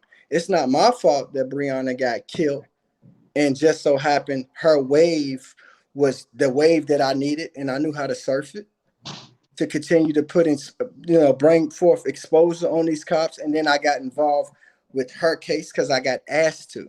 I got asked to be a part of her case. I didn't just jump on the internet store. The head attorney in that case reached out to me and asked me because he seen the work I had already put in. Nobody had more on those cops than me. So when somebody say that I'm riding her way up, when I'm riding her coattail, that's cool. You can look at it like that. I look at it as I'm somebody who was already in that ocean, and just so happened the wave came and I knew how to surf it. Mm-hmm. I would be a damn fool to sit back and not catch that wave when that's exactly what I've been trying to expose. I think that's called God, right? When you feel like the world is against you, you feel like the police department is too strong, you feel like Hankison knows one too many people, you feel like he's too powerful, he got too much money, and God says, watch this. I'm going to take your number one enemy and I'm going to broadcast them in front of the world and show the world everything you've been trying to tell them. I think that's called God. That's not me riding no coattail. That's called me being obedient and being rewarded. Indeed, indeed, indeed. Oh, I want to touch on something else too. Yeah, like when I was on the Hockey Bay show last night, and you told me that I'm gonna bring my brother K Moo in, man. What's up, my brother K Moo? What's going on, brother? I'm in here upside down. I don't know. Oh, there you go. I was saying, I don't know why you upside down. Yeah, K Moo, give the people your opinion on what's going on and what we can do to fix everything. This my brother K Moo, y'all. This one of our allies from the People's Government of Detroit. And we very strong, great allies. You know what I'm saying? He been rocking with us just like Kendrick Rock was. He been the whole entire people government. Y'all might know the primary head leader over there, Ramazoo. He's the leader of the People's Government of Detroit. K Moo, he's a very high person in the People's Government of Detroit. So we're gonna let him get him the flow for a minute. You know what I'm saying? No, And tell the people how I ain't high in it, but brother, y'all done already said it all. Y'all done said it all. Rico, you said it all. I was really I was kind of impressed with what you were saying. You seem to have a grasp on, everybody got their lane and everybody just need to work from their lane. But at the same time, though, the only ones that don't get out there and really physically go to battle is the medics. They don't carry guns. They keep that big red cross so that you're not supposed to protect them. I mean, attack them according to Geneva Convention. Mhm. I don't know if these people are really playing by the. I don't think these people are playing by the rules anyway. The journalists, you're not supposed to attack the journalists. But Hey, like I said, Boss we Talk, gonna have to. Boss Talk podcast. Is that the one you was on the show with last night, Kendrick?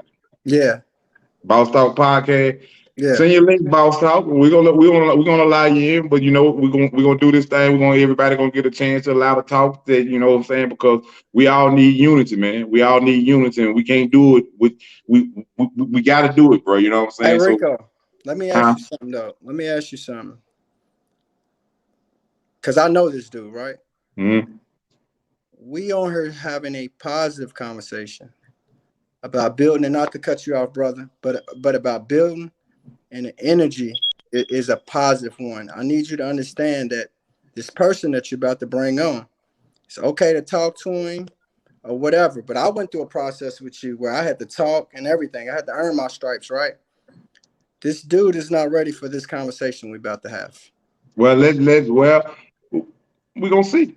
We're gonna Most see definitely. Most definitely. if he can bring unity. Like I just explained my differences with Malik, I explained my difference with a lot of other people. So we're gonna see. I'm willing Most to, you know what I'm saying?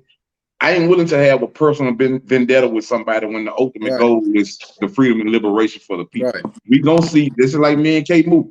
K Moot don't Right. agree with everything I say. I don't agree. Me Most and K definitely. Moot had conversation before. You know what I'm saying? But we still unity because why? It's the same ultimate goal: freedom and liberation for the people. You know what I'm saying? So Right. I mean, we're gonna all have differences. You know what I'm saying? We're gonna all have Most different definitely. opinions. We're gonna see things a little differently sometimes, but that shouldn't stop the ultimate goal. You see what I'm saying? The freedom Most and definitely. liberation of the people. You know what I'm saying? We can work past our personal problems to get to the ultimate goal. So Right. if you But know my my if he send a request to come in, I'm gonna my let him in my and we're gonna see. point my point of me saying what I said, I'm cool with everything. Yeah, I didn't took 9 hours one time trying to help the young man. But at the end of the day, at some point we have to call the spade and realize who's in this thing for real and who's in this thing for show, man. And one thing about people who are in it for show, you have to stop giving them the spotlight because that's what they're in it for. They just want to appear on the show, just want to steal some viewers, and that's it, man. At like some point, you have to call the spade and realize who's in it for what. Like who's really in this thing to conquer? Who's really in this thing to not only tear down but to build something? Like everybody that I've got into it with, I'm willing to build with them if they're willing to correct their wicked ways or allow someone like me, you, to help correct them. But that's not what you're seeing going on with some of these people. They're just only here to deceive, to lie, spread unnecessary rumors. Even the so-called truth that they got, it does us no good. What does it have to do with anything? Nothing. But you'll see. I mean, if he send a request, I'm accept him in. If he send a thing, the link in the bio. I mean in the comment. K-Mo, you can continue, K-Mo. So, hey, listen, can we do this, brothers? So you can control the mics, right? Yeah, Rico. indeed. Okay, so if it spills out of hand, man, just mute the mic. You know, if the YouTube brothers going, whatever y'all differences is, maybe y'all need to call each other on the phone. But if it get out of whack right here, man, we just need to kill that dead right there, and then Right. Yeah. y'all work it out somewhere else at some other time, man. Because Yeah. if we trying to build, man, we need to Right. stay on a positive vibration, brothers. Most definitely. No, I've So been now, there. Like I said, I gave him, I didn't gave him 9 hours one day, like a 9 hour straight interview trying to get through and help him. I've been there. I've had phone conversations and everything. For me, like I'm willing to help anybody, dedicate my time to help anybody because I was once lost. I Oh, really well, was. he said he not gonna. He said he ain't gonna join in. He Yeah, said he's not ready for this. He's he definitely said he not going about to to join do it. He said he because about to do a show. He said I'm about he's to not do a going to show join there because live. he can't bring a positive vibe and he can't talk positivity. Yeah, Uh, that's his comment right there. He said I'm about to do a live. Sorry to have to decline tonight, but most definitely. I would after any other time. Yeah, So he's not ready for this just yet, and I pray one day he gets there. But at the So end of the day, like me and K Moo, you know, for any of y'all that know K Moo, y'all hear him saying things about Malik Shabazz. It's not that we have a personal vendetta against him to where we trying to harm him, but sometimes truth hurts. Times when you say things that's truthful to a person tends to get mad and offended about this, so they'll respond in different ways. Not any time do me or any of my brothers on here do we have any vendetta with any organization where we trying to harm them, hurt them, or do something to them, or this, that, and the other. And you know, I got a threat from an organization, the Royal Council. K. Mooden got a threat from the NBP. I got all kind of threat from the NBP. So we don't worry about all that. Brother, listen. I ain't never got a threat from the Panthers. I got a threat from a league. And No, I that's don't like I that's why I said, say that's why I say the NBP, because you know he claimed he's the leader of the NBP. So that's listen. And like I had a lot of I ain't gonna say I had a lot of love, but you know, I had a lot of respect for the brother in the position that he was in. But like, you know, when I try to build with him and work with him, and like I told you know, Tahaka, I sent the brother a lot of international documents, legal documents and paperwork and stuff, and was trying to bring him in and tell him about, you know, the self-determination. He knew about it and everything. He just wasn't moving in that direction. You know, and I was trying to get him, you know, to at least take a look at the paperwork, man. Look at the law, you know. Learn Mhm. this, you know. And that dude, he cussed me out, man. He cussed me out bad. He act like, you know, it was a classism thing, seemed like I was beneath him. You know what I'm saying? So, you know, and then I just saw the way he was moving, and I didn't like it. And I don't have nothing against. I love the Panthers, man. I just see that they're in disarray right now. It's a lot of bad shit going on. Then you know, it's coming to the light. Everybody trying to screw everybody. It's all messed up, man. But you know, like I said before, you got the right idea, man. Everybody, we gonna have to put these differences aside, you know, because we facing life and death challenges, you Mhm. know, and we look at our people, man, all over the world. We suffering, especially on the continent, man, and we got people dying, and Right. I mean starving to death, man. We got and like in Detroit, like Brother Ramsey tell you, man, he can tell you, I can tell you, man, I've been there, I lived there. Man, in the wintertime, getting cold as hell, the snow and ice on the ground. I'm talking about, I walked up because I used to feed the homeless when I was there. I walk up in abandoned buildings, man. I'm talking about big ass apartment buildings, man. And you'd be surprised at all of the damn homeless people trying to stay warm and live and survive up in these places, man. And when I come up in there, man, it was like they be so happy and thankful, man, but that ain't shit. I ain't done nothing. All I done was fed them for a day. They still got to deal with that shit the next day, the next night, that night. You know what I'm saying? It get cold as hell that night. You can freeze to death, and people are freezing to death, man. Right. You got children and baby mamas. You got mamas living in a car, you know, with their children working, you know what I'm saying, and still can't make it, man. And they got all them damn empty ass houses scattered all over the city, man. And our people standing to the side looking at houses, you know, empty houses while they sleeping in the damn street starving to death, man. That's why we need y'all to come, man.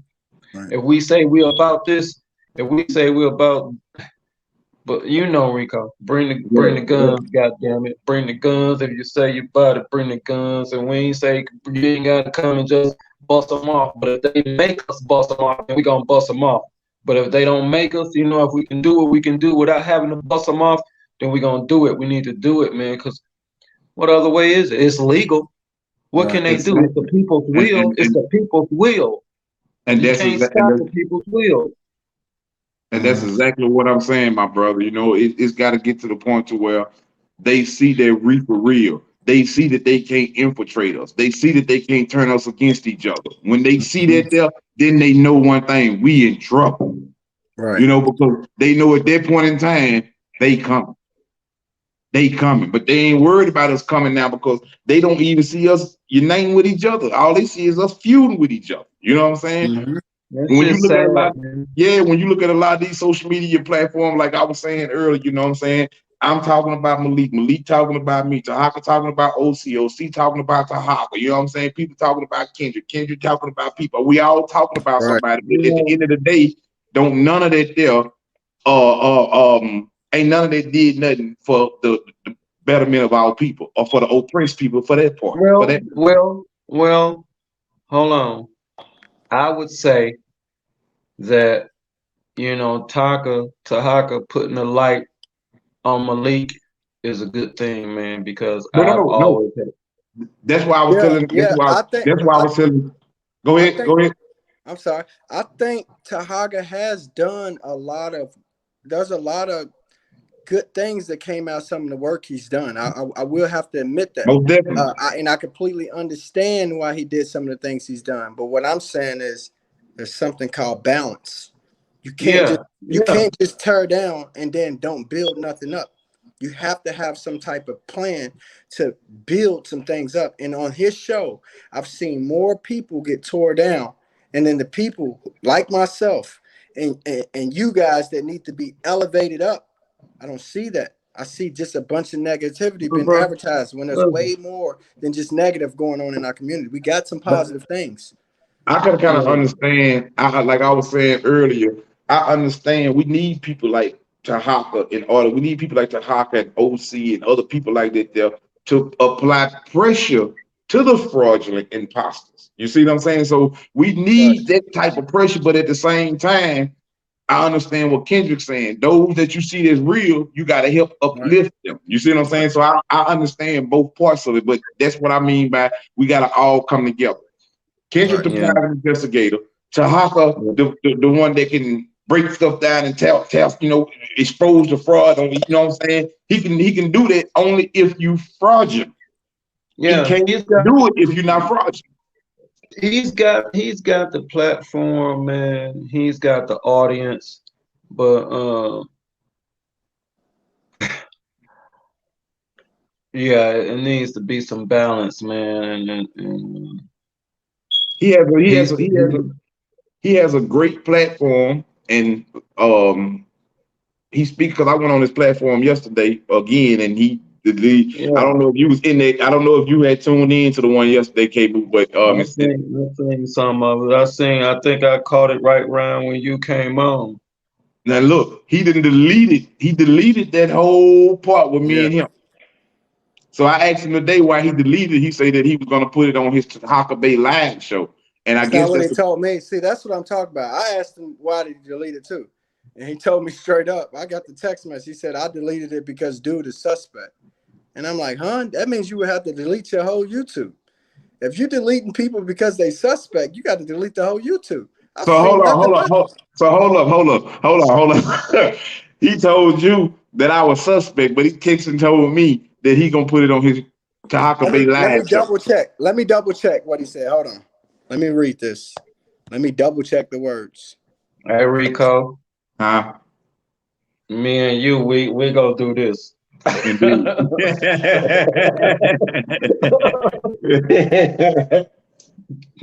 Indeed, man. I don't want to be quoting him wrong. He said, you would debate me on that paperwork for 1,000 with the Greed Party holding the money. I prove that you and the rest don't know how to read. In fact, you don't know what you're reading. You say I'm some offender, some sort of offender, let's do it Sunday. I'll have my receipts, just have yours. Oh, I removed him from the live because he is suspect. That's what he said. Send me that. Rico. Rico. What's suspect about you? What you do? Wait a minute, Rico. Hold on. Wait a minute. You working for them folks, Rico? That's what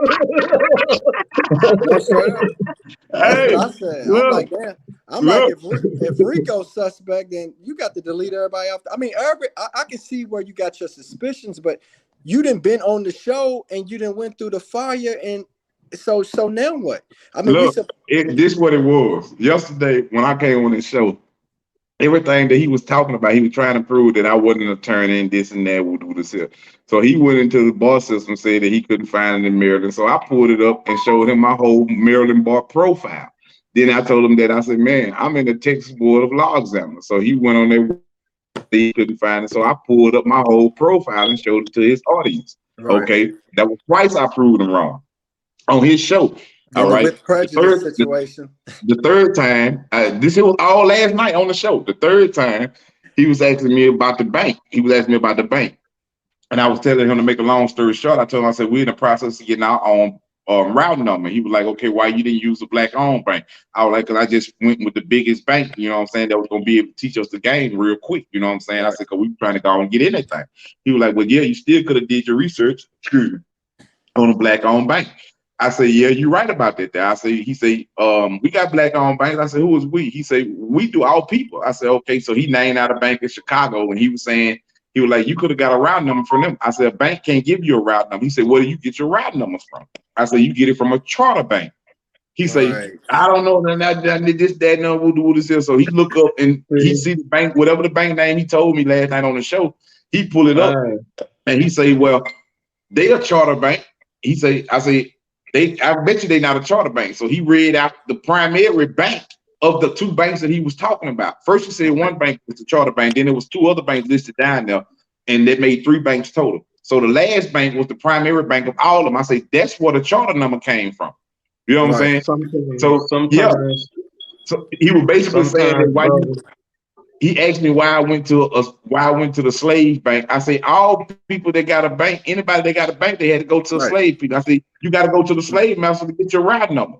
That's how the charter bank came. He said, where you get your route number from? I said, you got to go to the charter thing. So I pulled up. He was telling me I was lying. So I pulled up and read the whole thing. What a charter bank and where do you get an AB? Where you get your bank route number from? Who issues the bank routing number? And it told me. I read it out to his people. So that was the third time he was wrong. The fourth time he was trying to tell me what with prejudice. He was talking about without prejudice. He was trying to tell me what without prejudice was. He was telling me that without prejudice was saying that I couldn't file a case no more. I said, Tahaka, that's not what it is, bro. I said, you sure that's what it is? That's not Tahaka. I'm telling you, that's not what it is.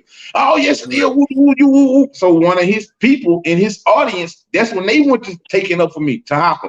The man that told you that every time he can prove you wrong, everything. That's what it is, bro. He can reopen that case. Then Tahaka say, well, oh yeah, you right. I can reopen the case. So then he come back and was trying to tell me about, I didn't know what subject matter you're talking about. You don't know what even subject matter jurisdiction is. So when I told him subject is the person, the matter is the crime, and the jurisdiction is the power and authority. He went on there and read it and read the exact same thing what I said. I said, Tahaka, I just told you that. Jurisdiction is the power and authority. The matter is the crime, and the subject is the person. They got to have subject matter jurisdiction over all that in order to even process a case. If they ain't got it, they got to dismiss it. If you push for dismiss, if you push for subject matter jurisdiction, it's gonna be 2 outcomes: dismissal, or they're gonna push on with it. Because they're gonna push on with it because you can't prove that they ain't got jurisdiction because you don't know it. So I told him at that point, I can't talk legal law to you because I done proved you wrong on everything on your own show. So he went back and deleted this. I didn't know it until yesterday because me and my old lady, we listened at the whole thing, bro. You ain't know it. So when Kendrick got back in touch with me, I was telling Kendrick about it. Kendrick told me that he had deleted it. I thought Kendrick was lying. I got it. You know what I mean? I said, man, look, because I know how he operates. I knew he was gonna delete it. Mind you, I was on OC show, but people from Team Kendrick, they was the one who was downloading it, and you know, because we get everybody's show. I knew he was gonna delete it because he's not gonna let you prove him on his or wrong on his platform like that. Yeah, that's what you gotta understand right there, man. You know, you're not gonna lose on in your ring on your home field. You know what I'm saying? Right. And then sometimes that's not a leader. They're just like y'all on my show, okay? Yeah. If y'all tell me something that I don't know, and it's information that I didn't know, or I was wrong about something, you know what I'm gonna say? You right, bro. I ain't know that. Just like he was telling me about the black-owned bank, and I told him on his show, you taught me something I ain't know. I didn't know that right there. I said, I'm gonna have to investigate in on that. That's what real leaders do.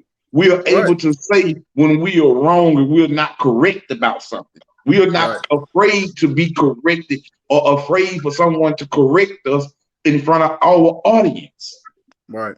Because I understand that I'm gonna learn until the day that I die. I'm gonna always be able to be taught something that I didn't know. from somebody else gonna be. You see what I'm saying? So I understand it, but you got people that can't handle it because I mean, it just for whatever reason that it is. Now, what I want to say about this here, uh, he tell me right here, and I'm gonna show y'all what he told me. Brother, sometimes we have egos and we are not even aware of our own egos and our own, self. Sometimes we have stature that we don't even recognize we have. Right. Sometimes we loom larger than life in front of people and we don't even know we have that. And sometimes we can be overbearing in our ego, you know what I mean? So, and then those of us, the gods, we really got to see that for what it is, understand it, and we know how to move around and through and about that, you know what I'm saying? So Indeed. don't sweat that shit, man. Don't sweat none of that shit, man. Keep it moving, keep doing what you're doing, You was the competent authority as far as what you were speaking on subject matter jurisdiction at the time. But like I said, you was in another arena, man. You wasn't in your own arena. You was in his arena. You know what I'm saying? So let that shit go, man, and keep it pushing, brother. I want to see if y'all You can't see it. You gotta turn the lights out. Yeah. What's can it you see say? it? The government says this proves you must not lower you. All right, went away. Hold up, it'll come back up. Just send it to me. Yeah, cause I can't see Can't it see either. it. Is that This is where Tahaga wins, man. See, he can show all this stuff. He got the show presentation. We be up here bootlegging and stuff. I say yes. I say you cut the video from last night. He said yes because it was propaganda, but I'll upload it on my other channel, the Haka See, Bay. hey, right now, we worried about the wrong shit. We worried about Tahaka Bay show and what he deleted about what you said. Well, you still got your platform right here. You can say what you want to say, how you Mhm. want to say. And like I said, keep it pushing, bro. Oh yeah, Don't we go. sweat things. We trying to build, man. If we trying to build, let's build. Fuck all the other shit. Just Most keep definitely. building, man. Keep Indeed. building. Like We I said, Stay I positive. Keep the understand. I vibration understand you high. got to address it because you was on the show and you did get cut from it. And my man, he's right. We got to That's his continue to shit. build, but certain That's things his do need to shit. be addressed. But once you address it, move forward. And like you said, stick to building because you've been doing a great job, Rico. You've been involved with a very drama infested situation that hold the Black Panther parties, who's the leader, who's not the leader, who did this, who did that. And for you to not be completely caught up in all that drama, that's a beautiful thing because your approach to it has been beautiful. And so don't get too sidetracked with even the whole situation with Tahaga. It's okay to address it, but like my man said, the elder here, keep focusing on building. The reason why I would never get too involved in none of that with anybody because it's like that's not the primary thing. You know what I'm saying? That ain't the primary. But yeah, sometimes if you say Really? I'm gonna address it, but the primary thing is this. I understand that the Haka Bay is a comedian show. He's not a revolutionary. He's not in the revolution. You see what I'm saying? So I understand that and he says that on his show. So I mean, sometimes you got to use platforms for the publicity. You see what I'm saying? And things of that nature, right? So when you're a real leader, you know that challenge is gonna come to you. You see what I'm saying? No. Well, listen, brother. See now, I watch because he a grand sheik. He got his temple, and I watch him do one of his things, with his folks. He had posted it, and he was doing. He was saying that he wanted to build. He wanted to work with anybody who was really about, freeing and liberating the people. So Let's work. mhm. Let's But work because I know that's what I'm on. You that know what I mean? Like, that's not just for Tahaga, that's for anybody who's really about that. Let's work. Where they at? and the reason why I state that I'm the primary leader of all Black Panther organization is because I came in the door. All organizations, even they not Black Panthers, what they was trying to strive and get was is political freedom. They own government. You know what I'm saying? So if we got our own government, we got our own power. It's not that I'm trying to be dictator because it's clear that we overthrowing dictatorship. You know what I'm saying? I'm saying that I'm the primary leader because I already established what all organizations have been trying to establish. See what I'm saying? I came in the door. So that's why I say I'm the leader of all Black Panthers, not because of it ain't got nothing to do with my pop. It ain't got nothing to do with my pop. But if we include my pop in it, then automatically you gotta break it down to them, Rico. They don't understand what the word primary means. Like when you go, remember in school they used to tell you your primary colors. yeah, So primary when they figure out what that means, primary leader just means that I'm the leader of all Panther organizations, but all Panther organizations have their own chapter leader. You see what I'm saying? I'm just the primary leader because I have the federal government that's already because established. the goal for every revolutionary Black Panther Party was to do what? Get their own government, and you did it. So that's why you crown yourself as the primary leader. People don't understand about the Black Panthers. When the 1966 Black Panthers that was founded by my father, Huey P. Newton, and co-founded by Bobby Seale, when it was created with two leaders, even though it was leaders from other chapters like Fred Hampton and all these other chapters, it was other chapter leaders, but the primary leaders was Huey P. Newton and Bobby Seale. It wasn't no thousand talking about they was the primary leader. Now you got all these organizations saying that they primary leaders, but how are you primary leaders when you ain't providing them for your people?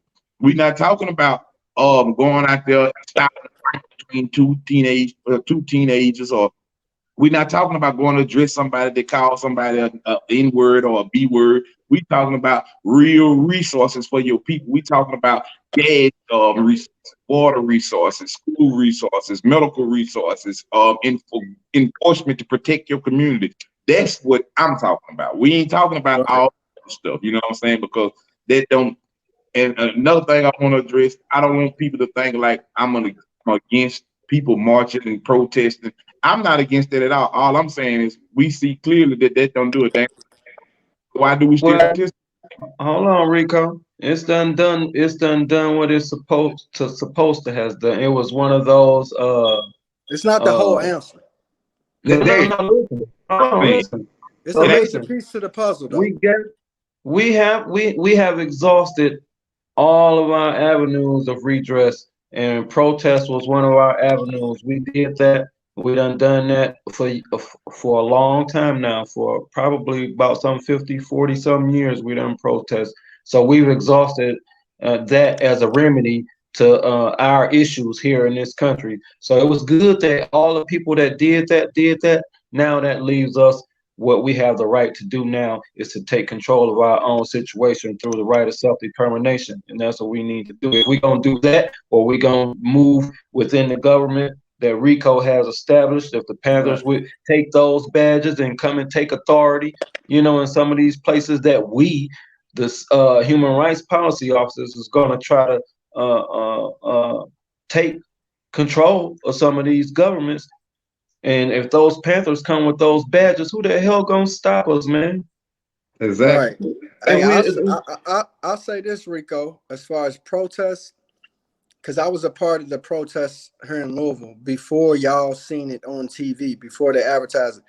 Protests, if it's done right, it is effective and powerful, because if you do it right, you strike fear into them.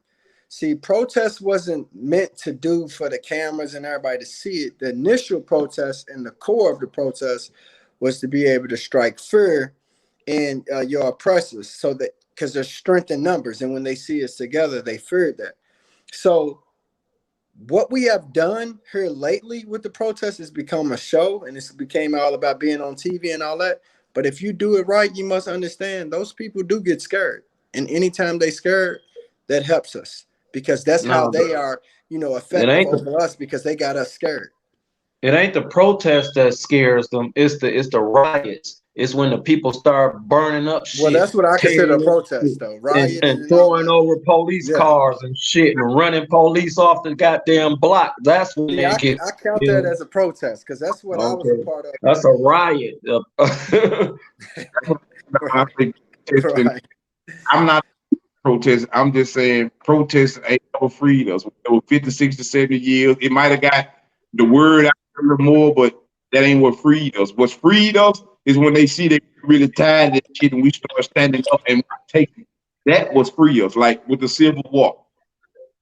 That freed us because they seen. They, excuse my French, but I'm gonna say it like that. Them niggas is ready for war, man. They ain't with the shit no more. So as Well, long here's as the we out thing. there Here's the holding, thing. Here's the thing. A lot of people are ready for war right now, but you don't have a lot of leaders that's showing them where the battlefield is. Like we got young dudes in our city that would right now. I got them. I got young dudes right now that are tear bark out of any and everything I tell them to.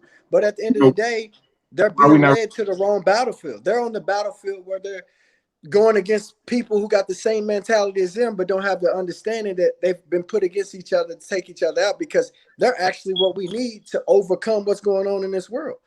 We exactly? got people that's ready for war. They just don't know where the battlefield is. We got the Hey people. Rico, We got some you got soldiers, me. but we got to Go ahead, also Rico. be able to provide these soldiers. Meaning when we go to war, when all this go down, when our soldiers start getting injured, we're gonna have to have somewhere for soldiers too to get took care of. So therefore, You got to teach them how to. we need You our got nurses, we need our doctors. So this is what I mean by when I say it's more to war than going with guns to take over. It's called art. It goes in sections, and if we ain't got no resources to take care of ourselves, we ain't ready for war, bro. But listen, bro, it all starts at the top. Because look, when you got excellent leaderships, you're able to form a pretty decent soldier. You know why the world respects soldiers? Because they're actually out there on the battlefield. You see nurses and stuff sign up for free because they realize if they're willing to give their life, then the least we can do is give our talents as far as a nurse or a doctor and help out. It starts at the top, and at the top, you have the domino effect and everything will fall in place that we need. But we must put forth the right leadership for these things to fall in place, bro. The leadership is not being advertised. Therefore, none of these nurses are kids out there, or whatever you want to call them, teenagers, soldiers, are going to sign up for what we got going on unless the leadership has been advertised. Once you advertise the leadership, once somebody like myself or yourself or this brother here, the elder here, gets advertised, and the kids are the soldiers and the women get to see what we're really all about, they will fall in line, bro. They will fall in line. They will want to be a part of that. But can y'all build and exposing the government, which authority ended in 2021, and what the Pope was discussing is being hidden from the public? It never was hidden from the public. It always been written in black and white. The people just never chose to read it. And the people that came along that was showing the people, when people come along and showing you something, what's the majority of the thing what people say? Oh, that's fake. That's fake documents. That's fake this. So it's not the people, it's not all the people that's putting the information out there. It's the people that's perceiving the information. They assume to believe that everything is fake. So how can you, the people, believe anything when you believe everything is fake? You yourself don't know what to believe is true. So first you got to search yourself deep inside yourself, because the only way to know truth, only God can guide you to it. Mm. So if you Well, don't, I'm trying to figure out what exactly are they asking us to expound on when it comes to. It said, can y'all build on exposing the government, which authority ended in 2021, and what the Pope was discussing and being hidden from the public? So are they talking about the situation with the covenant when they're saying what was hid from the public when it comes to the Pope? Because we all know what was found in King Solomon's temple, right? there's a lot of things that was hidden from the public that's over in the Vatican vault. You know Well, what they I'm saying? must understand what the Vatican is. I don't think a lot of people realize that their power comes from the world's biggest, basically, library. They have all the data of the world, but like the physical data, like before we use the word data, they got the archives. You must understand the Romans, who was the Roman Empire, the Roman Catholic Church. I don't think people realize that's one. Roman Empire, Roman Catholic Church, that's one. Before, like when the Roman Empire, what did they do to get their dominance? They took over all these countries. They collected all the artifacts and data, basically their history. So that's what makes them so powerful even to this day, because they can kind of predict what's going to go on because they have the history They have all the history of pretty much everything. They're one of the few empires that are actually still standing. They think the Roman Empire fell. No, it's still in place.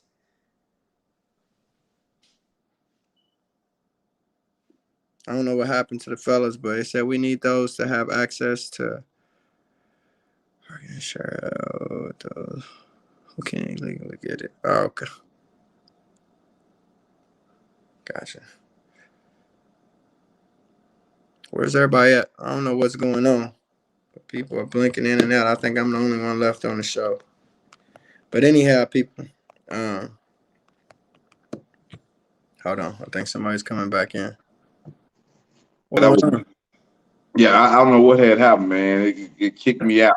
It kicked me and Cable out, man. I don't know what had happened, Cable. Look, it froze up. It froze. All I heard was Kendrick's voice, was nothing moving. I couldn't move nothing on the screen or none of that. Hey, when you get to speaking that simple truth that the people can understand, that's what happens. Exactly. See, the 1966 Black Panthers, people ask me, like when I be posting sometimes, people always, some people be like trying to, well, Rico, you supposed to have your comment here and comment. I'm not worried about all of that. I'm self-structured and centered on the message itself. If you want to be an editor for me, then you can be an editor, but I'm not. I'm trying to get the message to you. If you want to take your time and edit what I say, then you are welcome to that there. But I'm letting you know, I'm not trying to edit I'm giving the people the basic understanding that they'll be able to understand, like my pop did them with the 10-point program. Now, wasn't no fancy words and big educational words because people weren't gonna be able to understand that. So if we talking to the oppressed system, we got to talk and teach in ways that they understand. You see what I'm saying? So we can't talk all high political and correct and this and that because the people we trying to get to understand and never understand it. This is how the political mechanism machine system been doing to people. This is why the people be so lost, because they speak with words that the people have no knowledge of. I was watching the brother today. He was doing a build. His name is Tay Novo or something like that. I can't recall his name right off the bat. But he had Tay Novo? Yeah. He had JT, the bigger figure, on there with him today. The brother living over in Africa. He building over there. And I was telling you that for a reason. I have senior moments, man. But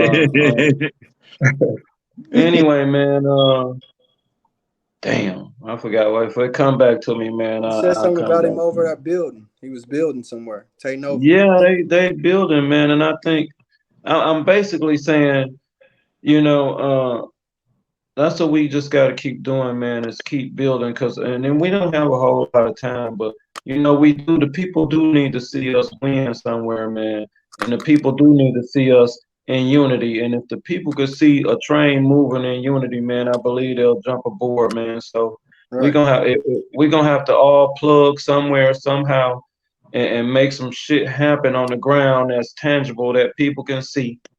And like I said, I think Detroit could be one of those places. You know, nothing beats a goddamn failure but a try, man. We got to try something, man. We got to come and make a stand somewhere, man. You know, and it'd be good to see some Panthers there, man. It'd be good to see all the Panthers. At least if we could see at least what we had down damn in Tulsa. You know, if we could bring that to Detroit, man, we'll have what the hell we trying to do. You know what I'm saying? We'll have what we trying to do. And we can metastasize that thing if we want to. You know, Hewitt Malone say all soldiers are not correct for all battles. An organization has to use its forces at its strengths. That takes leadership. Exactly. That's what we're talking about right now. We got to check the fake leadership and put the correct leadership in place so we can lead the people in the correct way. If that brother right there is a Panther, so and especially if he's dealing with who we be talking about all the time. If he dealing with that dude, all he doing is moving you all around the damn country, burning gas, burning resources, just burning up resources that ain't coming back. That shit ain't coming back. And that's burning resources to go do what? Nothing. Gather. For what? To do what? You ain't took shit. You ain't planted no flag. You ain't done nothing. but gathered and went back home and left the people in the same fucking condition they was in when you got there. And you go back to the same condition you was in before you came there. Still subject to racial oppression. Hold up. K-Move. Let me see. Malone. The link, I'm gonna post the link in the description. Come on, since because I know you Panther as well, if I ain't mistaken. You know what I'm saying?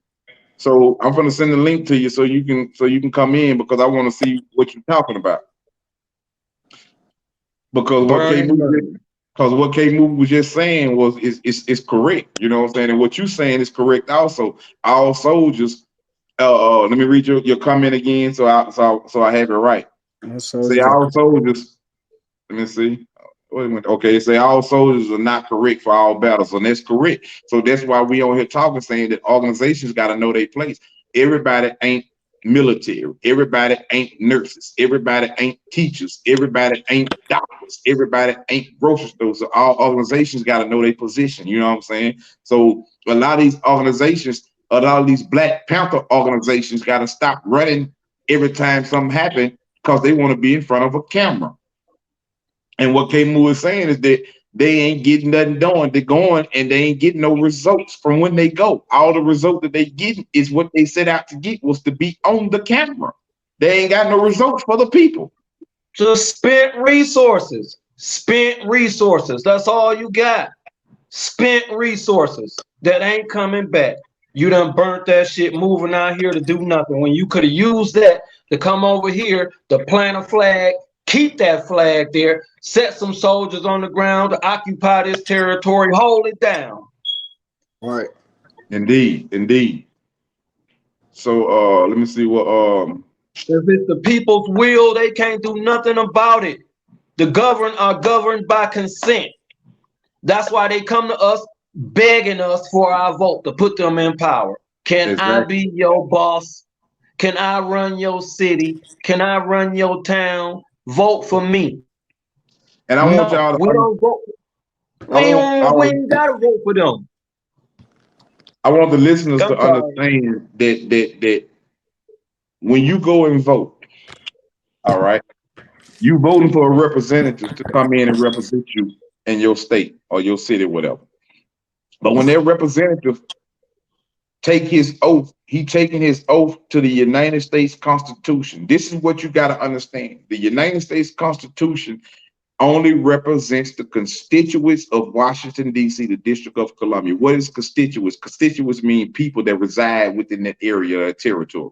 Okay, why does it only represent them? Because Washington, D.C. is a territory. What is a territory? A territory is a country or land that's a part of a country, a nation that has jurisdiction over it. This is why it's called the United States of America. You see what I'm saying? Because the United States is a part of America that has jurisdiction over it. So Rico, how is it that they pass these laws? They make you believe that they are with you, not knowing that when they put their hand on that thing, like Dr. Malik Shabazz, when he took his oath and swore in to the U.S. In front of that courtroom, and he put his hand swearing into the U.S. Constitution, saying that he was going to obey, he wasn't going to never go against the system.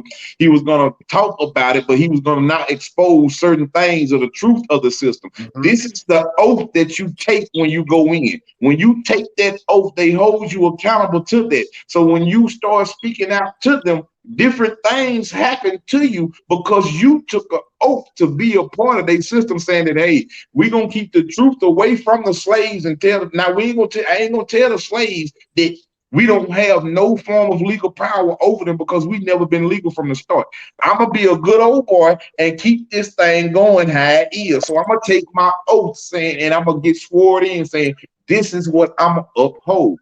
Well, Rico, what Constitution do we have then? The American Bill of Rights. The U.S. Constitution and the American Bill of Rights are not the same. The U.S. Constitution enforces British power and authority. The American Bill of Rights forbids British power and authority. Anything is only 13 colonies that was ever created. Everything created after them 13 colonies is illegal. Exactly. So now, this is what you first must understand, that the Constitution in the United States are two. I mean, the Constitution and American Bill of Rights is two different things. America and the United States are two different countries. This is No, why one is a corporation, a multinational conglomerate, Right. and one is a territory. One is a multinational conglomerate, which is the U.S., and But the other one is a territory, is America. but Is a no, country. America is the country. The U.S. is the territory. The U.S. Right. territory, I forget how many geological square miles it sit on. I think it's like 7,000 miles and something, 7,000 some miles if I ain't mistaken. Okay, you might say, well, Rico, I don't believe that. Well, Google is Washington D.C. a state, and watch what it tells you. It's going to tell you from your own government that Washington D.C. is a territory, now hasn't ever been declared a state.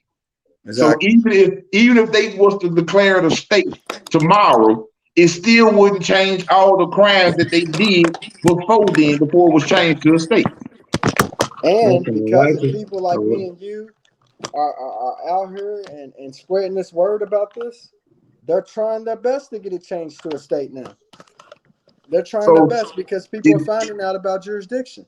Okay, so therefore, if they was to change it tomorrow as a state, it still don't exclude all the crimes and all the illegal shit you did before then. So you still won't have to answer. You see what I'm saying? Because you got me all out my lane. I'm all up on social media, on YouTube. Let me get up out here, man. You got me out my lane. We're out of here, soldier. But hey, continue to build, man, and I think we should reach across to the brother. What I said his name was Tay Noble. You know him, Kendrick?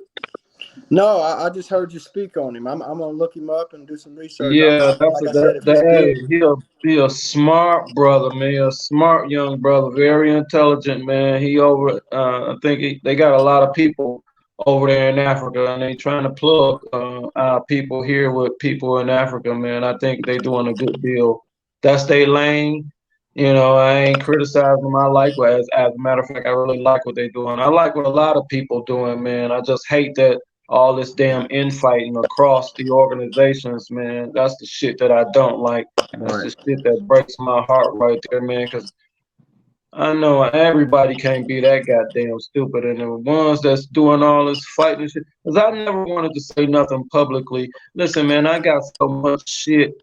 But you gotta say it publicly, K-Mo. You gotta say it publicly. You say you ain't know. You gotta say it, man. I got stuff that, you know, from me and Malik having fallouts and shit, you know, in Messenger and whatever, you know.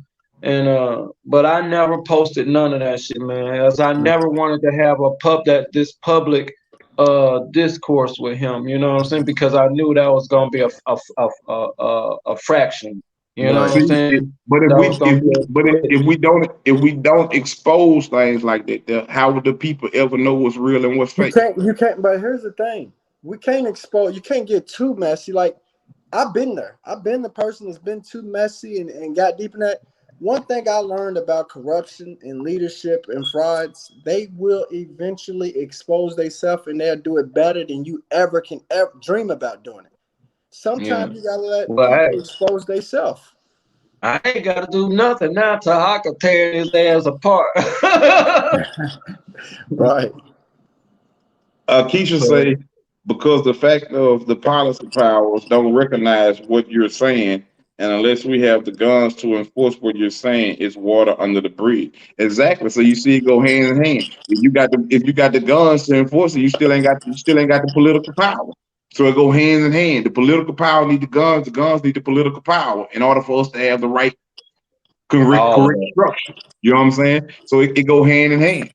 So this is what this show is about, because we calling for unity to all these organizations, because it's not about our organization. It's about the freedom and justice, the freedom and liberation and justice for the people. You know what I'm saying? So this is what we're doing. We're trying to reach out to We hoping Number that this one. video, That's number one. yeah, you know That what? should That's be why we want y'all to everybody's share this goal. right here. We want The y'all to share this right revolution. here. We hoping that it's many leaders that have reached out to me. Like I said, it's many leaders that we united with, and it's many that we not united with. But we need to go and get this ball on the road. It's enough talking. It's enough doing And live people, videos. It's enough doing live Facebooks. It's enough doing it there. We need to have real boots on the ground. And what these people be talking about today, boots on the ground, that is not boots on the ground. We need boots on the ground. We need to and police people, the police. We either need to and police the people, police or run them completely out of our community, push them completely out of our community. One or the other got to happen, though. In order for us to have change, one people, or the other got to happen. people have to stop being afraid to learn from each other. I'm not afraid to learn from anybody. I was just at the Yeah. track at Churchill Downs here locally in Louisville, Kentucky, where the Kentucky Derby takes place. At we had an event at Churchill Downs with horses out racing. Everybody went to, and it was a young dude. I think he was all of 22 years old. I'm 37 now, and he taught me something. You know what I mean? And once he taught me, I'm like, craving more. I got to talk to him even more. You have to understand whether it's an elder, a baby, a bird, a dog, a cat. You know him, Kamo? Things in this world are Cool. here to teach us, bro. We Read that gotta stop. comment We gotta on the stop screen. being afraid to learn from each other. I can't see it. It says JT is a rapper from Frisco that is building communication schools and funding lots of progress in banking in Fossil, Oh Kenya, yeah, Nigeria, yeah, and so yeah. on. He was on today. A good You know brother him? too, man. He a Well, good somebody, brother. I don't know him personally, but I watched him build with Tay Noble today. And they over and they doing some real positive shit, man, over in Africa, man. They trying to connect our people. All right. Yeah, I like it. she said that we need to reach out to them. So anybody, if you got cut, for them, send them our way. You know what I'm saying? We trying to work with anybody and everybody for the freedom and liberation of our people. You know what I'm saying? Damn It's been a right. great, it's been a great show. You know what I'm saying? We're gonna end this show here out. I'm gonna let Kendrick Wilson and my comrade, both of my comrades, I'm gonna let them close the show out, y'all. I'm Rico Dukes, They Feel True TV, your boy. You know what I'm saying? And K Moon Kendrick, I'm gonna let y'all close the show out. I don't want to hold nobody time too much. Y'all make sure y'all share this video though. That's Blow all I y'all. got. That's all I got. Hey, I just want to say, man, I appreciate coming on. I enjoyed the conversation. Nice meeting you, K Moo. I Good say luck. likewise. Good luck with everything you're doing and spreading the positivity. Way to be there to try to correct us when we got off track and was indulging too much in the negativity, because that's what it's about. Reach one, teach one. So all I'm gonna say is, man, shout out to all the people that's trying. None of us is perfect. We all trying to figure this leadership thing out, and then some of us is still trying to figure out how to just be a student, let alone a leader. So at the end of the day, whatever it is you're trying to learn, whether it's you trying to get to know yourself, you trying to learn how to be a student, you trying to be obedient to your parents, trying to be obedient to God, good luck with that. Continue to seek. The thing is, as long as you seek and you seek for good reasons, you'll end up to the destination that ultimately you're supposed to be at. And so I'm on my journey. I continue to seek. The Lord continues to introduce me to great men that I can look up to and kind of model myself out of and pull some wisdom, knowledge, and understanding from. And that's what it's about. And then ultimately pass it down to people who are looking up to me. So I just want to say thank you guys both for taking the time out to have somebody like myself to be in your presence and learn from, and then also be able to teach too. I want to say this here before we end this right here, man. You got three different people on here. You got Dayfield Truth, you got King Kendrick, and you got the People's Government. If you don't want to be a part of Dayfield Truth, go to Team Kendrick. You don't want to be a part of Team Kendrick, go to the People's Government. Basically what I'm saying is get in the revolution. Let's change for the betterment of our people, man. You know what I'm saying? We got three organizations, but it's all for one cause: freedom and liberation of the people. Right. I'm your host, Rico Dukes, for Dayfield Truth Show. It's been an honor to have both of y'all on here, man. Peace. Shout out. All power to the people. Power.